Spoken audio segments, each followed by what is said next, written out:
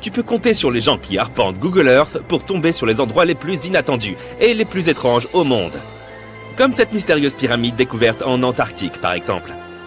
Très vite, Internet s'est mis à foisonner de toutes sortes de théories concernant cette forme inhabituelle.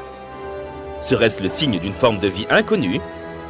Cette pyramide est-elle vraiment naturelle ou bien est-elle artificielle? Pour commencer, ce n'est pas la première fois que l'on découvre une pyramide en Antarctique. La première a été observée par l'expédition antarctique britannique dans les années 1910 et a été gardée secrète pendant longtemps. Cette découverte, passée sous silence, n'a fait qu'ajouter au mystère. Une seconde structure de ce type a été découverte en 2016, ce qui a encore accru l'intérêt pour la question. Le mystère a été assez vite décrypté par les scientifiques. Ces formations sont tout simplement des montagnes. Elles se situent près des monts Ellsworth, une chaîne de plus de 400 km de long. Donc ce sont juste des pics montagneux qui ont percé la couche de glace. Quant à leur forme particulière, il s'agit juste d'une coïncidence. On trouve des pyramides partout dans la nature. Le mont Cervin dans les Alpes et le mont Búlandstindur en Islande, par exemple, sont assez similaires en termes de forme. Le nom officiel de pareils pics est Nunatak, c'est-à-dire des pics rocheux qui émergent d'un glacier ou d'une couche de glace. L'Antarctique a des caractéristiques encore bien plus stupéfiantes, comme le fait qu'il abrite 60 à 90% de l'eau douce du monde. C'est parce que sa couche de glace est la plus vaste de notre planète, s'étendant sur 14 millions de kilomètres carrés. On t'épargne les calculs, mais cela ne laisse qu'1% du continent dépourvu de glace. La glace de l'Antarctique atteint 4,5 km d'épaisseur à son point le plus profond, soit la moitié de la hauteur du mont Everest. Si elle venait à fondre complètement, le niveau de la mer s'élèverait d'environ 60 mètres. Mais il n'a pas toujours fait aussi froid ici. À un certain moment de l'histoire de notre planète, l'Antarctique présentait les mêmes températures moyennes que la ville de Melbourne aujourd'hui. Il a fallu beaucoup de recherches, mais les scientifiques ont découvert que les températures de l'Antarctique pouvaient atteindre jusqu'à 17 degrés Celsius. Bien sûr, c'était il y a 40 à 50 millions d'années. Mais si tu y réfléchis, c'était à la même époque que les dinosaures parcouraient notre Terre. Le temps s'écoule aussi différemment sur ce continent glacé. Toutes les lignes de longitude qui nous aident à calculer les différents fuseaux horaires fusionnent en un seul point, au pôle sud. Ici, le jour dure 6 mois en été, suivi de 6 mois d'obscurité totale pendant la saison froide. Les scientifiques qui travaillent ici se réfèrent donc le plus souvent à leur fuseau horaire d'origine.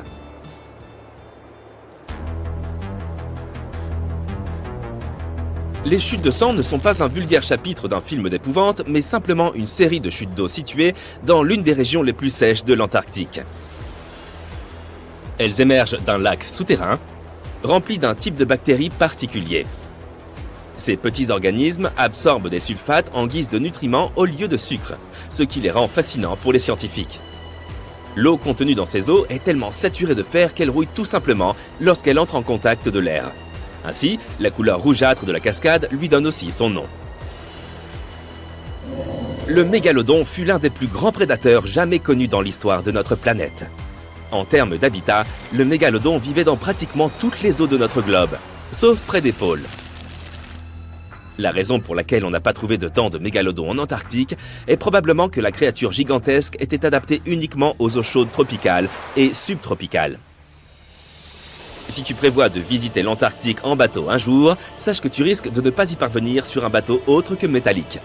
La coque de ton navire doit être en acier ou en aluminium pour résister aux conditions climatiques difficiles qui règnent ici. L'Antarctique n'abrite pas beaucoup d'insectes. En fait, il n'y a qu'une seule véritable espèce d'insecte qui ait élu domicile ici. C'est un moucheron sans ailes, du nom de Belgica antarctica. Ce diptère est si petit qu'il n'atteint que 2 à 6 mm de long. De nombreux poissons de l'Antarctique ont aussi une substance antigel dans leur sang. Ils n'en ont pas forcément besoin pour se protéger du froid, mais surtout pour éviter d'entrer en contact avec la glace. Ces antigels sont constitués de grosses molécules de glycoprotéines. Elles entourent les petits cristaux de glace qui pourraient se former en s'assurant qu'ils ne se répandent pas dans les tissus de l'animal, ce qui pourrait causer beaucoup de dégâts. Elles agissent également comme une sorte de petit coussin, bloquant les cristaux de glace pointus afin qu'ils soient moins susceptibles de provoquer une douleur quelconque. Il ne pleut pas non plus beaucoup sur ce continent glacé. Mais l'Antarctique a une particularité météorologique étonnante. Il regorge de poussière de diamants. Cette poussière est en fait constituée de petits cristaux de glace qui se forment dans l'air humide près de la surface. Tu peux voir cela comme un brouillard glacé. Lorsqu'ils circulent dans l'air et sont frappés par la lumière du soleil, ils se mettent à scintiller, et ce qui donne aux visiteurs l'impression d'être entourés de diamants. C'est probablement le dernier endroit où tu voudrais accoucher. Mais c'est en 1978 que la première personne est née ici de tous les temps. Son nom est Emilio Marcos Palma et depuis lors, 10 autres personnes sont nées ici en Antarctique. Il se trouve un lac sur ce continent glacé qui est tellement saturé de sel qu'il lui est impossible de geler, même si les températures peuvent descendre jusqu'à moins 15 degrés Celsius. C'est parce que l'eau pure gèle à 0 degrés Celsius. L'eau qui contient du sel, ou toute autre substance d'ailleurs, gèlera quand même, mais à une température bien plus basse. Cette température inférieure est variable en fonction de la substance elle-même et de la quantité qui s'en trouve dans l'eau. L'Antarctique fut le dernier continent à être découvert officiellement. Il est resté complètement inexploré jusque dans les années 1920. Mais il aura fallu 20 ans de plus pour confirmer qu'il s'agissait bien d'un continent et pas seulement d'un amas d'îles glacées. Ce n'est pas parce qu'il fait très froid ici que tu ne peux pas y avoir de rendez-vous galant. Une nuit de décembre, un scientifique américain en poste en Antarctique s'est connecté à une application de rencontre, simplement par curiosité. Il était certain qu'aucun autre profil n'apparaîtrait, mais à sa grande surprise, il a trouvé quelqu'un assez rapidement. Une autre chercheuse qui était postée à seulement 45 minutes de là et qui se trouvait en hélicoptère, bien sûr. Ils ont fini par se rencontrer et ont ainsi eu le premier encart en Antarctique jamais enregistré. Hormis la glace, ce continent possède quelque chose d'autre en bien plus grande abondance que n'importe quel autre endroit sur Terre. Des météorites. Si l'on se réfère aux recherches effectuées par les scientifiques, les météorites ont les mêmes chances d'atteindre n'importe quel point de notre planète. Cependant, une fois qu'elles ont traversé notre atmosphère, la situation se complique un peu. C'est parce que les différents climats de notre planète, comme ceux que l'on trouve près des jungles, ont beaucoup d'humidité et d'oxygène, capables de corroder la plupart des météorites. Le climat de l'Antarctique est vraiment sec, et donc la possibilité que les météorites s'y corrodent est faible, voire carrément nulle. De plus, il est beaucoup plus facile de repérer ces roches sur la surface blanche et glacée de ce désert que dans n'importe quel autre endroit sur Terre. Si le froid ne te fait pas peur, tu vas sûrement flipper quand tu entendras parler des vents qui règnent ici. C'est parce que l'Antarctique est essentiellement l'endroit le plus venteux de la planète. On a rapporté que la vitesse des vents ici pouvait même atteindre les 320 km/h. Il existe une ouverture énigmatique en plein cœur de l'Antarctique. Certains l'associent à la résidence estivale du Big Foot, à une navette spatiale tout droit sortie de Star Trek, ou encore à un passage vers Agartha, ce royaume légendaire que certains situent au centre de la Terre. Les scientifiques ont réfuté toutes ces spéculations romanesques et ont précisé que cette porte mystérieuse se trouvait dans une étendue de banquise côtière. Jointive au rivage, elle est entourée de petites îles et de hauts fonds. Lorsque la glace s'écoule autour de formations rocheuses enfouies sous la surface, elle peut générer des motifs intrigants mais parfaitement naturels.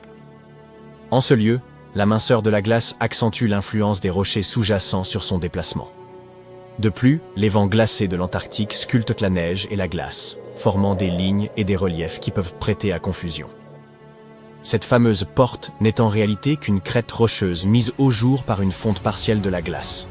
Son sommet correspond à l'extrémité d'un affleurement rocheux, tandis que ses parois ne sont que des traces de neige façonnées par des vents violents soufflant dans une direction constante.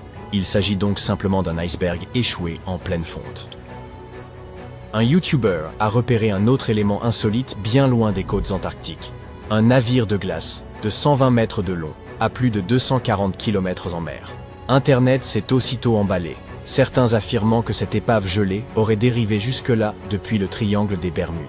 Toutefois, aucune donnée scientifique ne permettait de confirmer qu'il s'agissait d'un navire plutôt que d'un imposant bloc de glace.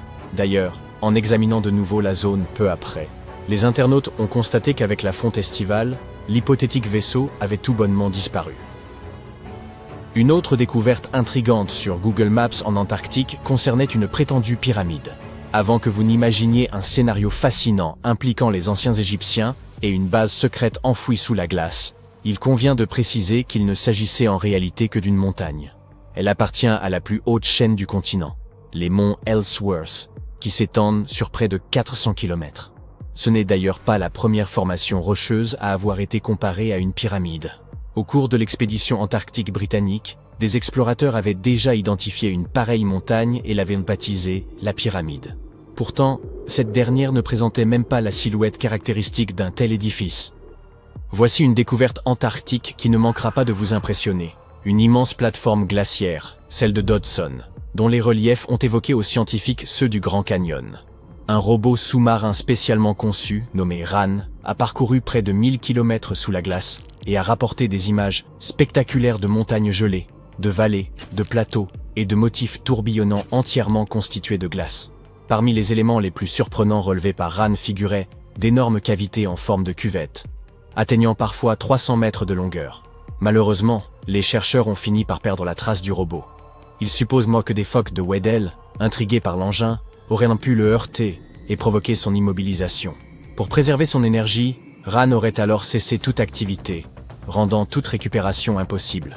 L'équipe espère toutefois concevoir un nouvel appareil afin de poursuivre l'exploration de ce canyon gelé et d'observer l'évolution des motifs formés au fil du temps. Un autre canyon colossal a été mis au jour en Antarctique grâce au mauvais temps. Une équipe de spécialistes en acoustique, contrainte de suspendre ses recherches à la station Casey en raison d'une tempête, a mis à profit ce contretemps pour cartographier le fond marin aux abords du glacier Adams. C'est ainsi qu'ils ont découvert une formation impressionnante. Un canyon atteignant près de 2000 mètres de profondeur, 9000 mètres de largeur, et s'étendant sur plus de 45 km depuis le glacier.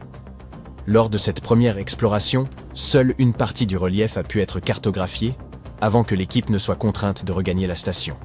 Toutefois, lorsqu'une nouvelle perturbation a frappé la région, le navire a repris la mer et a permis de compléter l'étude du canyon, malgré des vents violents et des vagues atteignant jusqu'à 4 mètres de hauteur. Grâce à une quinzaine d'heures de collecte de données, la carte du site a pu être finalisée. Avant leur retour en Australie, les chercheurs ont effectué un dernier arrêt pour obtenir une vision d'ensemble du canyon, dont l'analyse contribue à approfondir la compréhension de l'histoire des glaciers ainsi que des interactions entre la calotte glaciaire antarctique et l'océan. Il existe en Antarctique un lac gelé baptisé lac Enigma. Longtemps, on a cru qu'il était entièrement pris dans la glace. Mais au cours d'une expédition menée entre novembre 2019 et janvier 2020, des chercheurs ont découvert, sous son épaisse croûte glacée, une couche d'eau liquide d'environ 12 mètres de profondeur. Afin d'en percer les mystères, ils ont foré la glace et envoyé une caméra explorer ses profondeurs cachées. L'eau du lac, qui proviendrait du glacier voisin par un passage souterrain encore inconnu, abritait une vie microbienne surprenante. De minuscules micro-organismes formaient des tapis biologiques recouvrant le fond du lac, certains étant fins et hérissés, d'autres rappelant des tapis froissés ou même de petites structures arborescentes pouvant atteindre 40 cm. Un grand nombre de ces microbes étaient capables de produire leur propre énergie par photosynthèse, à l'instar des plantes, ce qui conférait au lac une concentration élevée en oxygène. L'une des découvertes les plus remarquables fut l'identification d'une espèce bactérienne généralement présente dans des environnements pauvres en oxygène. Le lac Enigma pourrait ainsi présenter des similitudes avec les conditions régnant sur certaines lunes glacées comme Europe ou Encelade, suggérant que ces astres pourraient également renfermer de l'eau sous leur surface gelée, et, peut-être, une vie microbienne. Une autre découverte en Antarctique concerne de minuscules fragments d'ambre retrouvés dans des roches argileuses. Une première sur ce continent. Les scientifiques ont mis plusieurs années à analyser les fossiles exceptionnellement bien conservés de racines, de pollen et de spores découverts dès 2017. La présence d'ambre constitue une preuve irréfutable qu'une forêt dense et verdoyante composé d'arbres produisant de la résine, prospérait jadis en Antarctique. Ce paysage luxuriant s'étendait à proximité du pôle sud durant le Crétacé moyen, il y a environ 83 à 92 millions d'années. À cette époque reculée, rassurez-vous, je n'y étais pas, ces arbres devaient endurer plusieurs mois d'obscurité au cours des longs hivers antarctiques. Selon les chercheurs, ils y parvenaient en adoptant une phase de dormance prolongée. Les morceaux d'ambre exhumés, bien que de taille modeste, arborent de magnifiques teintes jaunes et orangées. Leur surface bosselée révèle la manière dont la résine s'est écoulée des arbres, probablement pour se prémunir des insectes. Cette substance a pu traverser les âges grâce à une immersion rapide qui l'a préservée de l'exposition à l'air et à la lumière. Un scientifique examinait des images satellites à la recherche des traînées brunes laissées par les déjections des manchots, lorsqu'il a identifié 4 nouvelles colonies de manchots empereurs aux confins du globe. Il est probable que ces colonies existent depuis plusieurs années déjà, bien que 3 d'entre elles soient relativement petites, chacune comptant moins d'1 millier d'individus reproducteurs. L'une des colonies récemment découvertes se situe non loin de la plateforme de glace de Lazarev, où une colonie plus importante existait autrefois. Les chercheurs pensaient que celle-ci avait disparu en 2019, mais il semblerait que les manchots aient simplement migré légèrement en réponse aux variations de la banquise. L'étude de ces populations pourrait donc permettre de mieux comprendre la manière dont les manchots empereurs s'adaptent aux changements environnementaux. Il y a 40 millions d'années, un immense réseau fluvial traversait l'Antarctique. Les chercheurs en ont trouvé des traces en analysant des sédiments meubles et des roches dures prélevées sur le fond marin gelé, en examinant de minuscules. Bienvenue dans l'un des endroits les plus mystérieux et inexplorés de la planète. Bien, qu'a-t-il donc de si spécial? Il n'y a là que quelques pics glacés et l'immense étendue neigeuse de l'Antarctique. Oui, c'est vrai. Mais il y a aussi un mystère à l'ampleur planétaire. Vous pouvez essayer tant que vous voudrez. Vous ne découvrirez pas cette chaîne de montagnes inconnues, un territoire gigantesque et inexploré où aucun humain n'a jamais mis les pieds. Elle se cache en vérité sous une autre couche de montagnes. Un peu comme une poupée russe, mais à l'échelle d'un continent. Ces montagnes conservent les secrets de l'Antarctique. Et ils peuvent nous révéler des choses époustouflantes sur l'histoire de notre planète. Cet immense territoire porte le nom de chaîne Gamburtsev. La couche de glace qui se trouve au-dessus la préserve des phénomènes naturels et de l'action humaine. C'est comme une terre à l'intérieur d'une autre terre. Et elle cache bien plus que des montagnes. On y trouve des vallées, des collines et des plaines. Cette région est similaire aux Alpes, mais malheureusement, nous ne pouvons pas profiter de sa vue. Ces montagnes furent découvertes pour la première fois en 1958 à l'aide d'instruments sismologiques. Plus d'un demi-siècle s'est écoulé depuis. Pourtant, elles restent l'un des objets tectoniques les moins étudiés sur Terre. Pourquoi? À cause de la glace. Il y a énormément de glace. Qui sait, peut-être d'ancestraux artefacts inconnus y sont-ils enfouis? Et pourquoi pas une ville secrète ou des vaisseaux spatiaux? C'est peu probable, bien sûr. Mais ce serait tout de même intéressant d'aller y jeter un œil. Imaginez des centaines ou même des milliers de kilomètres de terre restés inchangés pendant des centaines de millions d'années. Même si on n'y trouve pas de nouvelles espèces d'animaux ou les vestiges d'une ancienne civilisation, cet endroit a tout de même forcément une histoire. L'histoire de la formation des continents de notre planète. Et les scientifiques ont déjà compris une partie de cette histoire. Ces montagnes enfouies d'Antarctique étaient à l'origine des montagnes ordinaires, mais à la suite d'un événement d'une ampleur inédite, elles se sont simplement... Attendez une minute. Vous êtes-vous déjà demandé comment les chaînes de montagnes se forment? Nous les voyons dans la vie réelle, dans les films, sur Internet, nous les escaladons. Mais comment ont-elles vu le jour? Les montagnes n'ont pourtant pas toujours existé sous cette forme. Elles sont apparues à la suite d'une collision à grande échelle de plaques tectoniques. 2 énormes blocs super solides se déplacent l'un vers l'autre, puis s'écrasent, et boum! Des milliards de tonnes de croûte terrestre commencent à l'élever, à se mélanger et à former des reliefs et des gorges. Et le processus peut durer des millions d'années. Oui, c'est une catastrophe, mais une catastrophe extrêmement lente. Certaines plaques tectoniques sont à ce jour encore prises dans ce processus. Par exemple, l'Himalaya continue de croître, car les plaques indiennes et eurasiennes continuent de s'emboutir. Et ça a commencé il y a environ 50 millions d'années. La chaîne Gamburtsev sous la glace a vécu un événement similaire, seulement ça date d'il y a plus longtemps. Un article du journal Earth and Planetary Science Letters indique qu'elle est apparue lors de la formation du supercontinent Gondwana. 2 immenses morceaux de terre étaient séparés par un océan sans limite. Mais un jour, il y a environ 700 millions d'années, ils sont entrés en collision et ont formé le Gondwana. Ce supercontinent comprenait les territoires de l'Afrique moderne, de l'Amérique du Sud, de l'Australie, de l'Inde et de l'Antarctique. Ces gigantesques morceaux se sont emboutis et ont libéré tout un flot de roches chaudes, partiellement en fusion. Et tout cela a grandi et grandi, formant des montagnes. La température de ces montagnes a augmenté, leur masse s'est accrue, et à un certain moment, le Gondwana est devenu instable. Le supercontinent a commencé à s'effondrer sous son propre poids. Les roches brûlantes sous la surface ont commencé à s'écouler latéralement à la suite d'un processus qui porte le nom d'étalement gravitationnel. Ce fut comme quand vous pressez un tube de dentifrice. Sauf que là, il s'agissait de milliards de tonnes de roches ardentes. Ces antiques montagnes d'Antarctique sont apparues précisément au cours de cet événement catastrophique. Vous venez de visionner la simulation d'événements planétaires qui se sont produits il y a des centaines de millions d'années. C'est bien sûr très intéressant, mais comment les scientifiques ont-ils pu tout reconstituer? Comment ont-ils pu savoir qu'une telle chose avait eu lieu? Si la chaîne Gamburtsev enfouie sous la glace est l'un des lieux les plus inexplorés au monde, comment les chercheurs ont-ils pu découvrir son origine? La réponse est simple. De minuscules particules de roche nous ont renseigné sur l'évolution du paysage de la planète. Il s'agit des zircons, et les scientifiques les qualifient de véritables capsules temporelles. Ce minéral est très résistant face aux influences mécaniques et chimiques. Il est difficile à écraser. Il n'est pas affecté par l'érosion, et il ne se dissout pas dans l'eau. Et il contient de l'uranium. Cet élément chimique indique l'âge de la roche aux scientifiques. En effet, l'uranium se décompose toujours en plomb à un taux constant. Les chercheurs peuvent donc examiner les quantités d'uranium et de plomb et déterminer l'âge des minéraux avec une grande précision. Si cela vous semble un peu compliqué, voici un exemple simple.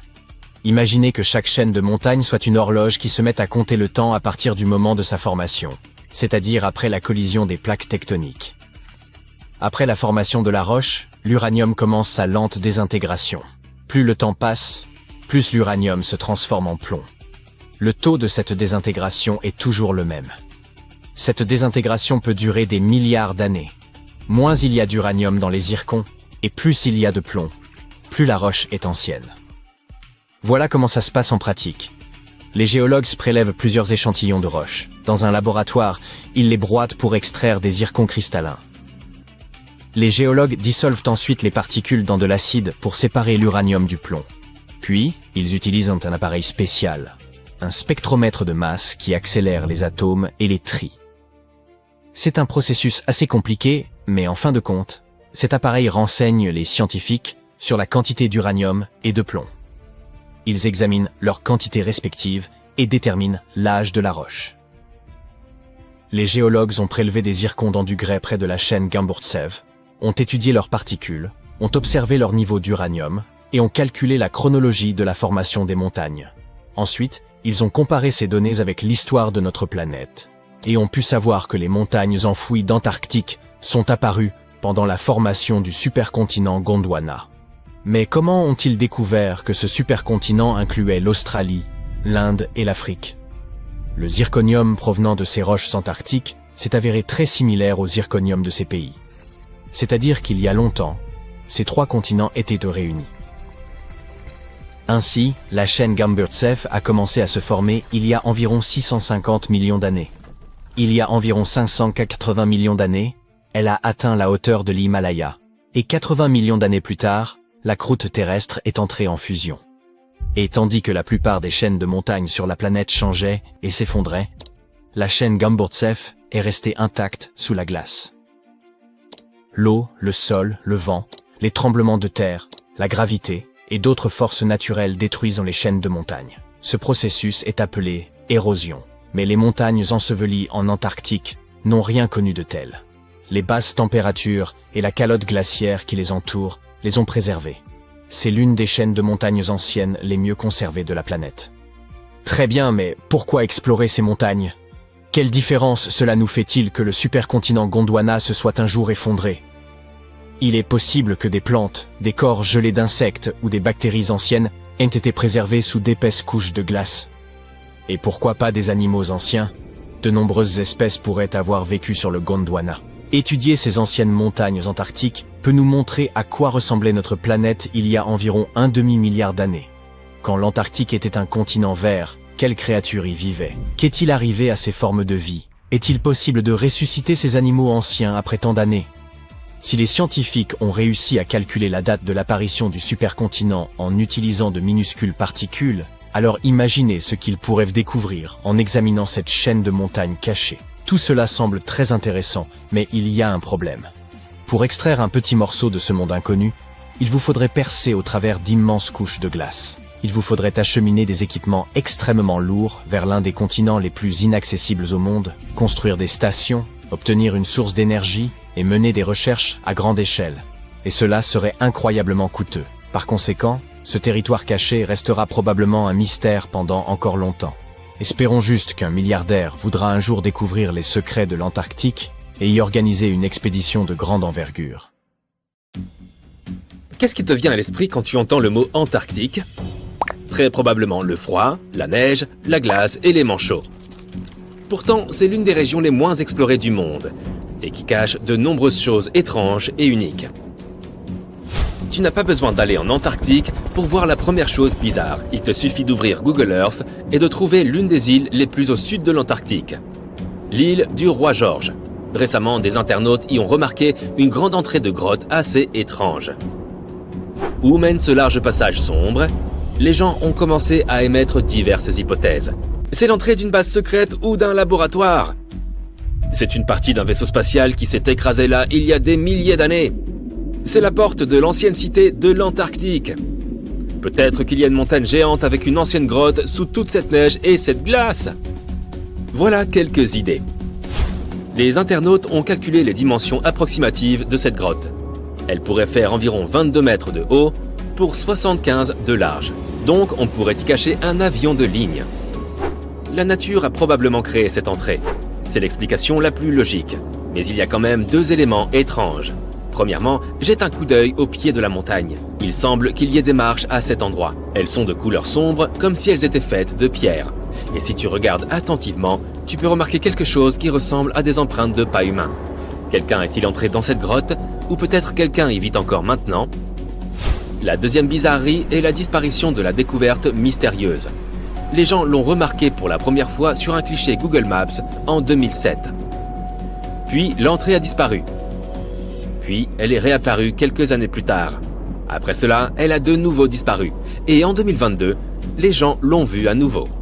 Peut-être que la vieille neige fond, une nouvelle couche tombe, puis le vent l'emporte et le cycle se répète. Mais les prétendues marches menant au fond de la grotte font douter de l'origine naturelle de ce tunnel. Tu peux facilement en trouver les coordonnées sur Internet et visiter la grotte via Google Earth. Tu pourrais y déceler quelque chose et le révéler au monde entier.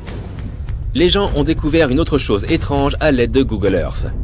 En 2020, un internaute a découvert un objet étrange qui ressemblait à un bateau géant à 160 km au large des côtes de l'Antarctique. Ressemblant à un bateau de croisière, il était recouvert de glace et de neige et couché sur le côté. On pouvait deviner les fenêtres, le pont et la passerelle. Mais tout le monde n'était pas d'accord. Certains ont affirmé qu'il s'agissait d'un vaisseau spatial, d'autres ont dit que c'était une sorte de bâtiment secret. L'internaute qui avait remarqué le vaisseau en premier a déclaré que sa taille était d'environ 120 mètres, ce qui est la longueur adéquate pour un navire de passagers. Mais que fait ce navire dans un endroit aussi reculé, au milieu d'un glacier? Comment est-il arrivé ici? Qui était son capitaine? Personne n'a encore trouvé les réponses à ces questions. En 2016, des utilisateurs de Google Earth ont découvert une photo d'un monstre marin inconnu flottant au large des côtes de l'Antarctique.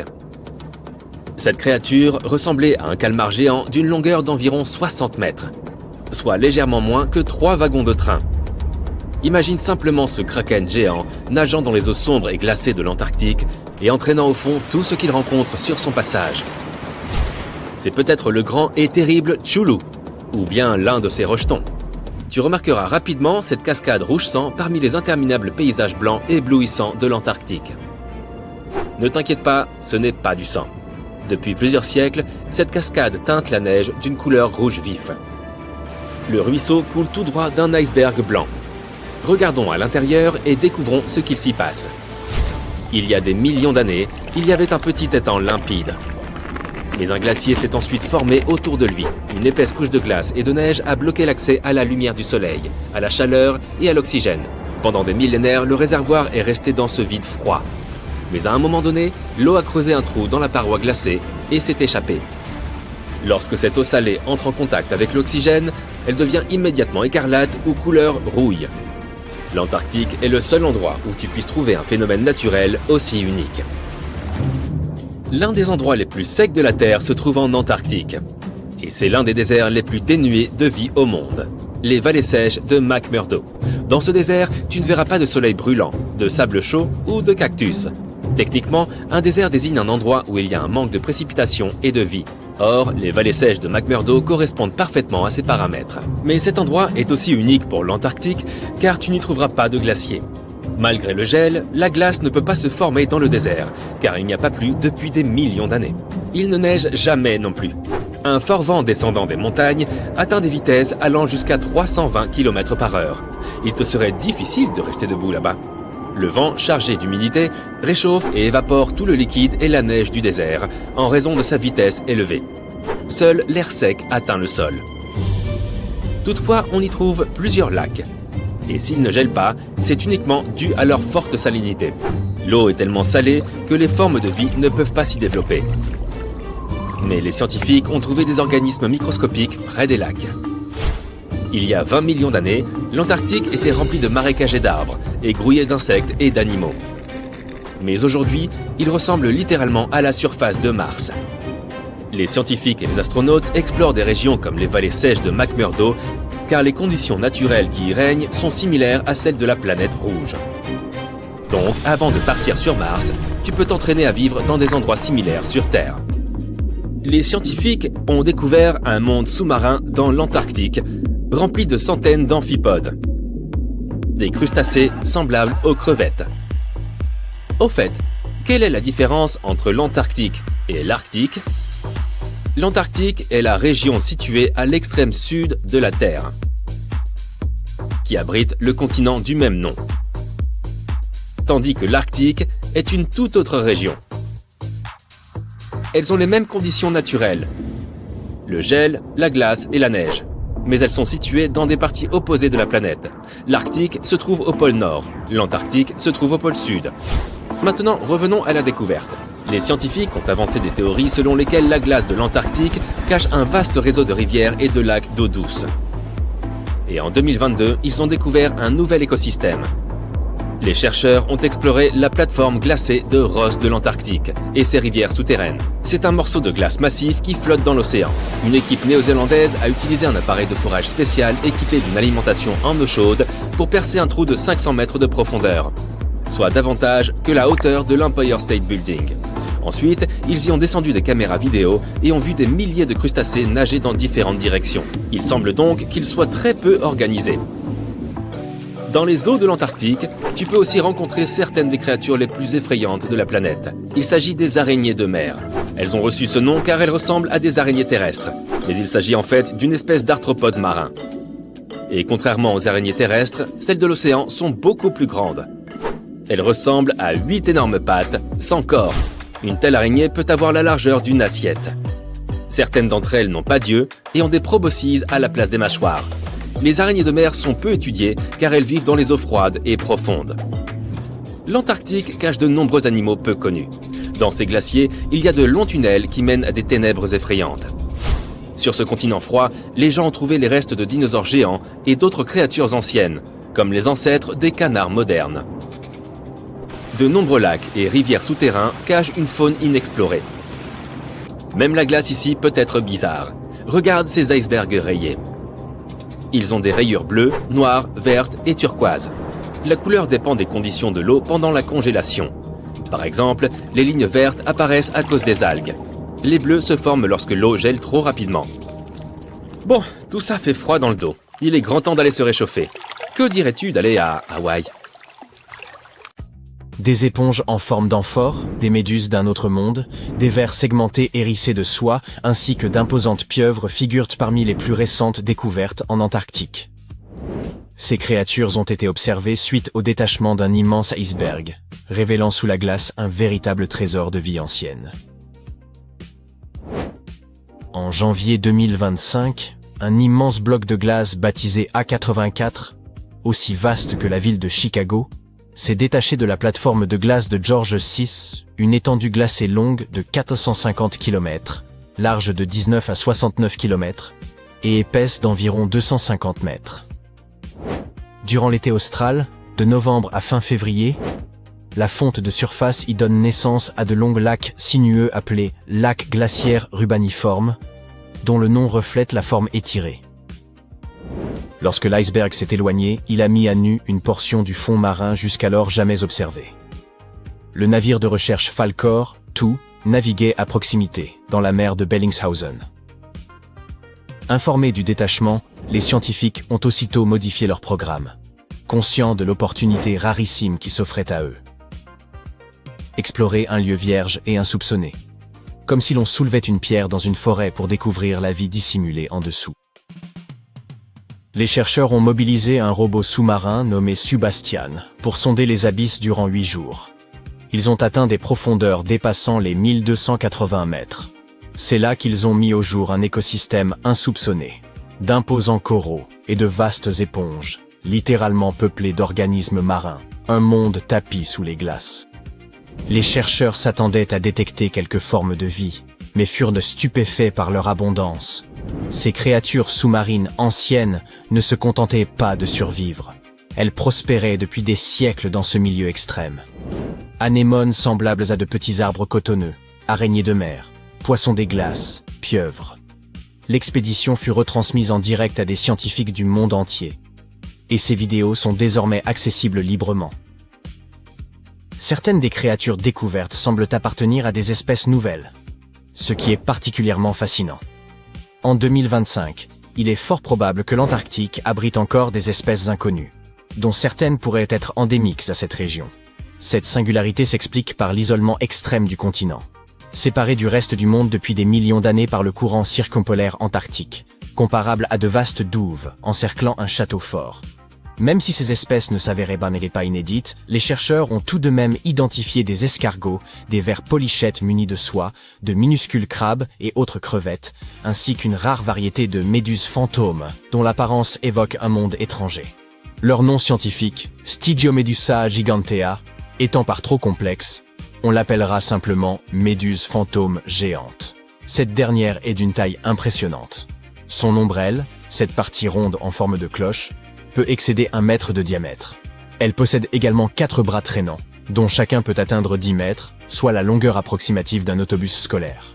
Bien que le tout premier spécimen ait été capturé dès 1899, il fallut attendre 60 ans pour reconnaître en cette créature une espèce totalement distincte. La méduse fantôme présente un corps translucide aux reflets violacés, lui conférant une allure spectrale. À la place des tentacules traditionnels, elle possède de longs bras rubanés qui lui permettent d'attraper ses proies et de les acheminer vers sa bouche, située en son centre. Bien que dépourvues de cerveau, ces méduses ont étonné les chercheurs par leur comportement. La méduse fantôme géante semblait mouvoir ses bras avec lenteur et précision, surtout lorsqu'elle traversait d'étroits passages sur le fond marin. Elle paraissait agir avec prudence, de manière presque intentionnelle. Une telle attitude intrigue. Aurait-on affaire à une créature dotée d'une forme de sensibilité? Voilà de quoi susciter le malaise. Les méduses disposent d'un réseau nerveux rudimentaire, mais pas d'un véritable cerveau. Pourtant, les mouvements fluides et contrôlés de la méduse fantôme ont amené les scientifiques à penser qu'elle pourrait être plus intelligente, voire mieux coordonnée que les espèces connues. L'étudier permettrait de mieux comprendre comment des êtres dénués de cerveau peuvent malgré tout explorer, réagir et s'adapter à des environnements aquatiques complexes. Lors de l'exploration des profondeurs antarctiques, l'équipe a fait la rencontre de petites créatures fascinantes appelées polychètes. De nombreuses espèces variées de ces vers évoluent dans les zones extrêmement froides et profondes de l'océan. Leur corps segmenté est orné de minuscules soies disposées le long de leurs flancs, qui leur servent à se déplacer, à percevoir leur environnement et même à se défendre contre les dangers. Un exemple remarquable est l'Eulagisca gigantea, qui habite les eaux glaciales et abyssales, et dont les soies dorées étincelantes lui confèrent une allure particulièrement élégante. Durant leur expédition sous-marine, les chercheurs ont également découvert d'impressionnantes éponges aux formes évoquant de grands vases. Ces organismes, dont la croissance est notoirement lente, doivent leur gigantisme à une présence continue sur place, s'étalant sur plusieurs siècles, voire davantage. La taille considérable de ces éponges révèle que la faune environnante ne s'est pas installée récemment, mais qu'elle forme, depuis des décennies, des communautés marines pérennes et prospères, dissimulées sous la glace, attestant d'une vie ancienne et résistante à l'âpreté du milieu. Cette découverte a beaucoup surpris les scientifiques. Dans les études précédentes, ils faisaient descendre des caméras par des trous dans la glace ou exploraient des zones d'iceberg longtemps après leur détachement. Et ne voyaient qu'un fond marin nu, presque vide. Mais cette fois-ci, arrivé quelques semaines seulement après le détachement de l'énorme iceberg, l'équipe a découvert ce qui se cachait juste en dessous. Les 14 premiers kilomètres derrière la barrière de glace abritent des écosystèmes riches et animés. Ce milieu sombre, froid et depuis longtemps isolé accueille pourtant de multiples créatures. Cela prouve que la vie peut survivre dans des lieux que l'on croirait bien trop hostiles ou gelés. En revanche, la présence de cette vie sous la glace ne surprend guère. De nombreux animaux vivent en effet dans des environnements sous-marins, sombres et froids. Il est donc naturel qu'ils habitent également sous cette plateforme glaciaire. La glace les dissimule et les protège des perturbations de surface. Ce qui étonne davantage, c'est la diversité des espèces présentes, malgré l'isolement ancien de ce lieu. Ce milieu ressemble en réalité beaucoup au fond marin des régions antarctiques dépourvues de glace. Comment cela peut-il s'expliquer? Habituellement, de minuscules plantes, les phytoplanctons, prolifèrent près de la surface où la lumière solaire pénètre, fournissant la base de la chaîne alimentaire. De petits crustacés formant le krill se nourrissent de ces plantes la nuit avant de plonger pour acheminer nourriture et nutriments au fond marin. Même leurs déchets participent à l'alimentation de la vie abyssale. Or, la présence d'une calotte glaciaire massive bloque la lumière, empêchant la croissance végétale et la descente du krill. Les scientifiques supposaient alors que la vie y serait moindre. Pourtant, ils y ont découvert une abondance surprenante d'organismes. Il semblerait que la nourriture et les nutriments parviennent à s'infiltrer sous la glace, acheminés par des courants sous-marins semblables à des rivières qui coulent sous l'océan. Les chercheurs ont observé des espèces animales particulièrement âgées, ce qui donne à penser que ces courants, issus pour l'essentiel de la fonte des glaciers, assurent un apport suffisant pour maintenir un écosystème équilibré et dynamique. Personne ne peut prédire avec certitude le sort de cette vie abyssale à présent que l'iceberg s'est éloigné. Ces organismes ont vécu sous une couche épaisse et stable de glace pendant une période indéterminée, dans des conditions d'obscurité totale et d'immobilité. Il est évident qu'ils ne sont guère enclins au changement. La disparition de ce toit glacé pourrait dès lors bouleverser profondément leur environnement. L'un des chercheurs a rappelé que la plateforme glaciaire à l'origine de l'iceberg avait reculé d'environ 40 km en un demi-siècle. Ce retrait s'inscrit dans un phénomène plus large. L'Antarctique fond à un rythme croissant, ce qui contribue à l'élévation du niveau des mers à l'échelle planétaire. C'est ce qui confère à cette découverte son importance capitale. L'équipe cherche à comprendre non seulement ce qui se passe à l'instant présent, mais aussi comment cet écosystème dissimulé s'inscrit dans un cadre plus vaste. En étudiant son évolution sur plusieurs décennies, voire davantage, nous pourrions peut-être anticiper ce qui nous attend.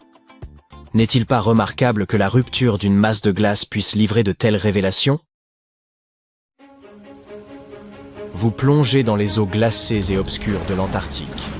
Une obscurité bleutée, presque surnaturelle, vous enveloppe, évoquant l'immensité de l'espace. Dans ces profondeurs inhospitalières, là où vous ne vous attendriez jamais à rencontrer une âme vivante, un bruit soudain et étrange surgit, un cri semblable au cancanement d'un immense canard tapi dans les abysses. En 1960, des chercheurs ont capté pour la première fois ce son énigmatique, qu'ils ont baptisé Bioduck. Un choix ingénieux. Pendant des décennies, ils ont cherché à percer le mystère de son origine. Était-ce un kraken, un vaisseau spatial échoué au fond des mers, une créature marine inconnue ou un canard colossal?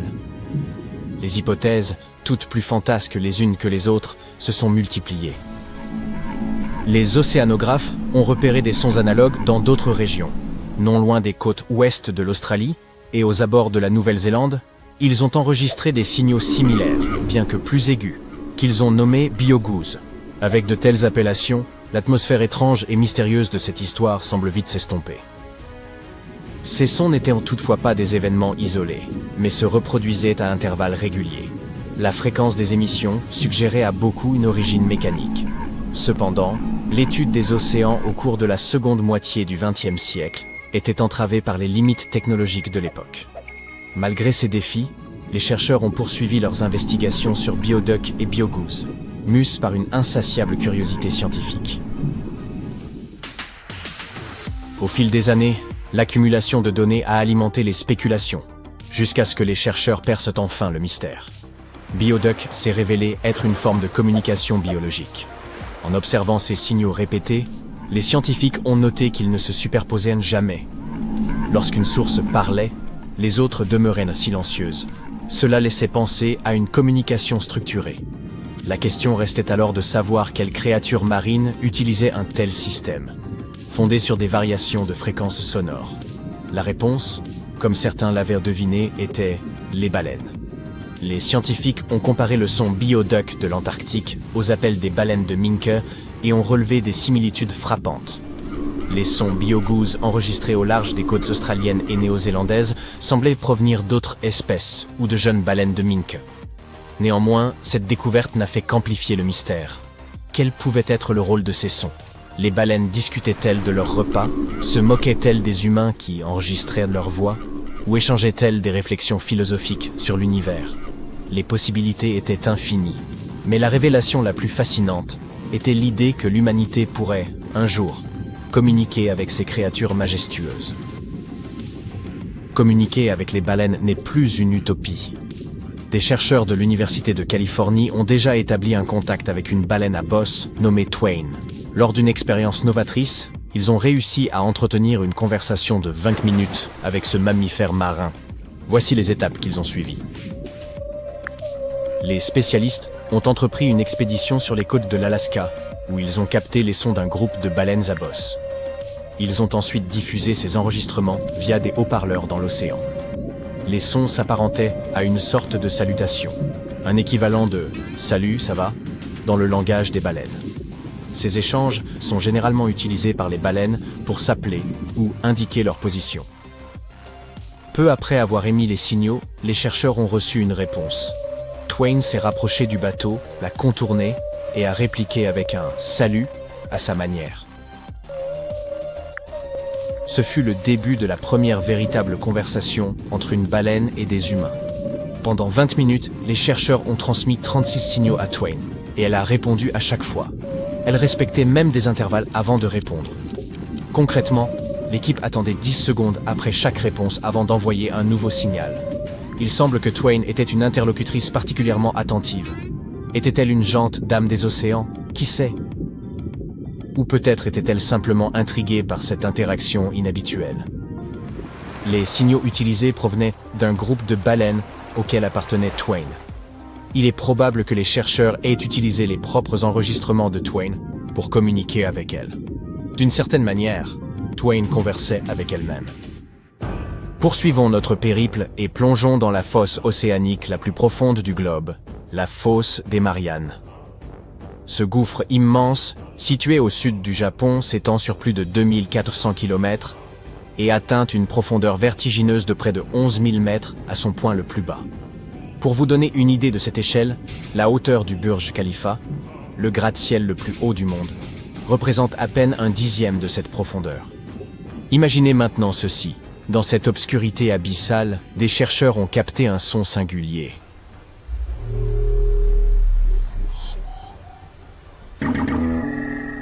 Contrairement au BioDuck, ce bruit évoquait une ambiance de science-fiction. Avec un grondement sourd suivi d'un ping métallique, semblable au bruit des vaisseaux spatiaux dans les films. Les scientifiques ont baptisé ce phénomène mystérieux les sons de Biotwang. Ce son insolite a été détecté pour la première fois en 2014 lors d'une étude acoustique menée dans la fosse des Mariannes. Les chercheurs ont rapidement localisé son origine, les baleines, plus précisément les rorquals de bride. Grâce à l'intelligence artificielle, ils ont analysé près de 200 000 heures d'enregistrements marins et ont identifié des correspondances avec un groupe de ces rorquals. Comme de nombreuses espèces animales, ces baleines utilisent des sons pour communiquer.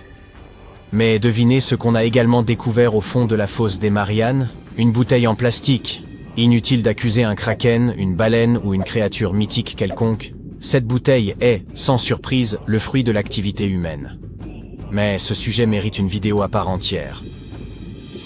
Passons maintenant à un autre son intrigant.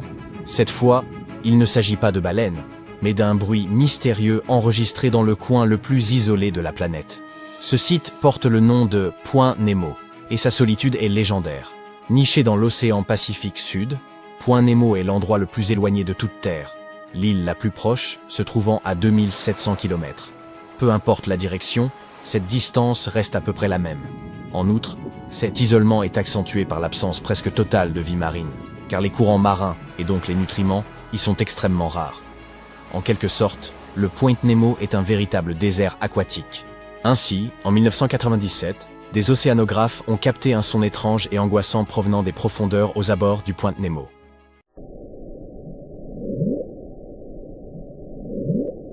Ce bruit, aussi colossal qu'inquiétant, a été surnommé The Bloop. Lorsque les journalistes ont pris connaissance du phénomène, des théories extravagantes ont vu le jour à travers le monde. La plus populaire suggérait qu'un monstre marin gigantesque, peut-être un kraken ou une autre créature de légende, était à l'origine de ce bruit.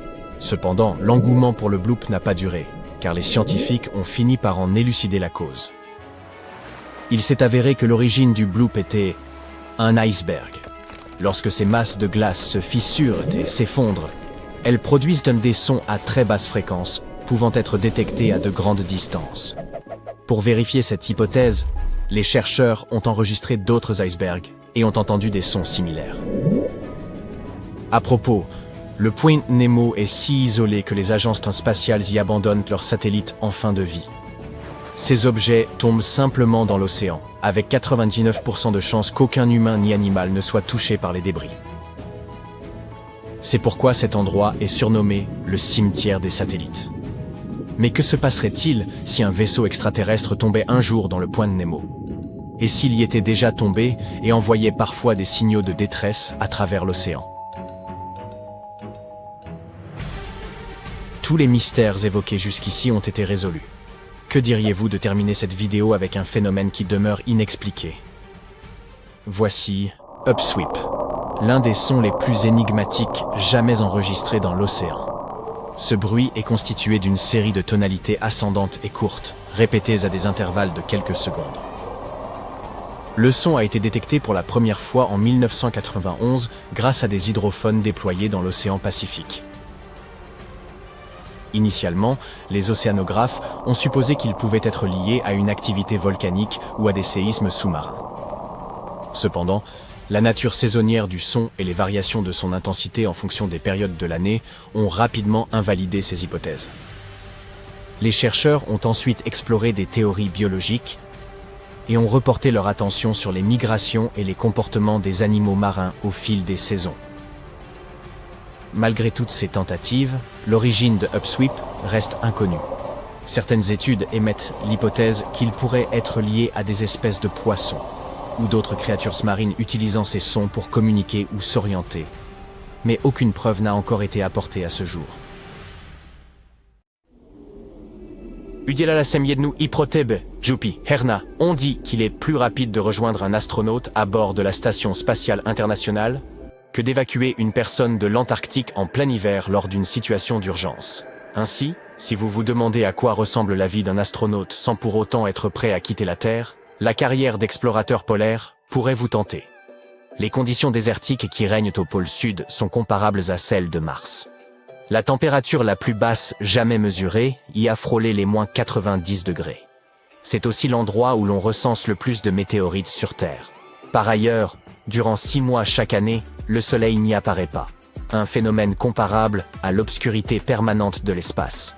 C'est pourquoi la NASA y teste ses robots, élabore les rations alimentaires des astronautes et analyse les effets d'un isolement absolu sur le corps et l'esprit. Les premiers hommes à avoir délibérément passé un hiver en Antarctique y sont arrivés en 1899. Ils étaient 10 à cohabiter dans une cabane en bois de pin dont la superficie équivalait à celle de 2 chambres. Les fenêtres étaient obstruées et le toit, recouvert de peau de phoque, était lesté avec du charbon pour ne pas être emporté par le vent. Malgré des conditions extrêmes, seul un membre de l'expédition a péri. Plus d'un siècle plus tard, cette cabane tient toujours debout et demeure la plus ancienne construction du continent. Aujourd'hui, l'Antarctique abrite plus de 40 stations de recherche actives toute l'année, ainsi qu'une soixantaine d'autres utilisées uniquement durant l'été. Lors de cette période, jusqu'à 5000 scientifiques y séjournent pour mener leurs travaux. Les infrastructures sont bien plus confortables qu'autrefois. Plus besoin de recouvrir les toits de peau de phoque. À l'intérieur, la température conserve un agréable 20 degrés, même lorsque le thermomètre affiche -50 à l'extérieur. Cette station respectueuse de l'environnement fonctionne grâce à des éoliennes et des panneaux solaires, produisant ainsi plus d'énergie qu'elle n'en consomme réellement. La station belge Princesse Elisabeth conserve la chaleur grâce à l'énergie solaire, à la chaleur corporelle et aux équipements électriques. Son revêtement en métal brillant repose sur un socle rocheux, et ses murs, d'une épaisseur de plus de 50 cm, sont composés de 9 couches de matériaux divers, incluant de la laine, du papier et du bois. La station brésilienne Commandante Ferraz est organisée sur 3 niveaux, à l'image d'un hôtel à thème. La section supérieure, haute de 9 mètres, comprend les chambres, les réfectoires et diverses installations garantissant un cadre de vie confortable. La partie centrale, qui s'élève à près de 6 mètres, est dédiée aux expériences scientifiques et aux opérations de maintenance. Le niveau inférieur, d'environ 2 mètres de haut, sert de zone de stockage et de garage pour les véhicules. On y trouve aussi des bibliothèques, des salles de visioconférence et des salons. La hauteur de la station peut être ajustée en fonction des variations de température et de la fonte des glaces, assurant ainsi sécurité et confort aux résidents. Cette conception permet également de limiter son impact sur la faune locale. La station britannique LA6, quant à elle, se distingue par son apparence évoquant un robot de Star Wars. Composée de 8 modules indépendants, elle repose sur de hauts pylônes qui facilitent l'évacuation de la neige par le vent, évitant ainsi qu'elle ne s'accumule au sol. Sa base, conçue comme un ensemble de traîneaux, permet son déplacement lorsque nécessaire. Établie sur un glacier en mouvement qui la pousse lentement vers l'océan, la station doit être régulièrement repositionnée pour poursuivre ses recherches, notamment sur l'atmosphère. C'est la première station scientifique de ce type qui soit entièrement mobile. Certains scientifiques ne résident pas dans les stations de recherche, mais passent plusieurs jours sous des tentes installées sur la glace. Près de la moitié du temps, ils se retrouvent bloqués à l'intérieur, le vent projetant d'épaisses couches de neige qui obstruent la sortie. Selon eux, l'expérience a quelque chose d'extraterrestre. Une question plus terre-à-terre concerne l'usage des toilettes lorsqu'ils explorent l'Antarctique loin des stations de recherche. À moins d'en apporter ou d'en aménager sur place, il n'existe pas de véritables installations. Certains utilisent une tente dédiée, tandis que d'autres érigent des murs de neige ou des igloos pour préserver leur intimité. Tous ces déchets doivent être ramenés avec eux lorsqu'ils regagnent la station. Il est interdit d'abandonner des déchets sur place, conformément au traité sur l'Antarctique, qui encadre les activités humaines dans cette région. Laisser des détritus nuirait à ce fragile écosystème. Ainsi, à la fin de la saison, les déchets sont expédiés vers leur pays d'origine dans des conteneurs spéciaux, afin qu'aucune trace ne subsiste en Antarctique. Les stations disposent de diverses méthodes pour s'approvisionner en eau douce. Autrefois, il fallait pelleter la neige et la glace avant de les faire fondre dans de vastes réservoirs chauffés. Aujourd'hui, l'eau provient essentiellement de lacs temporaires formés par la fonte des glaces, puis stockés dans des bâtiments chauffés.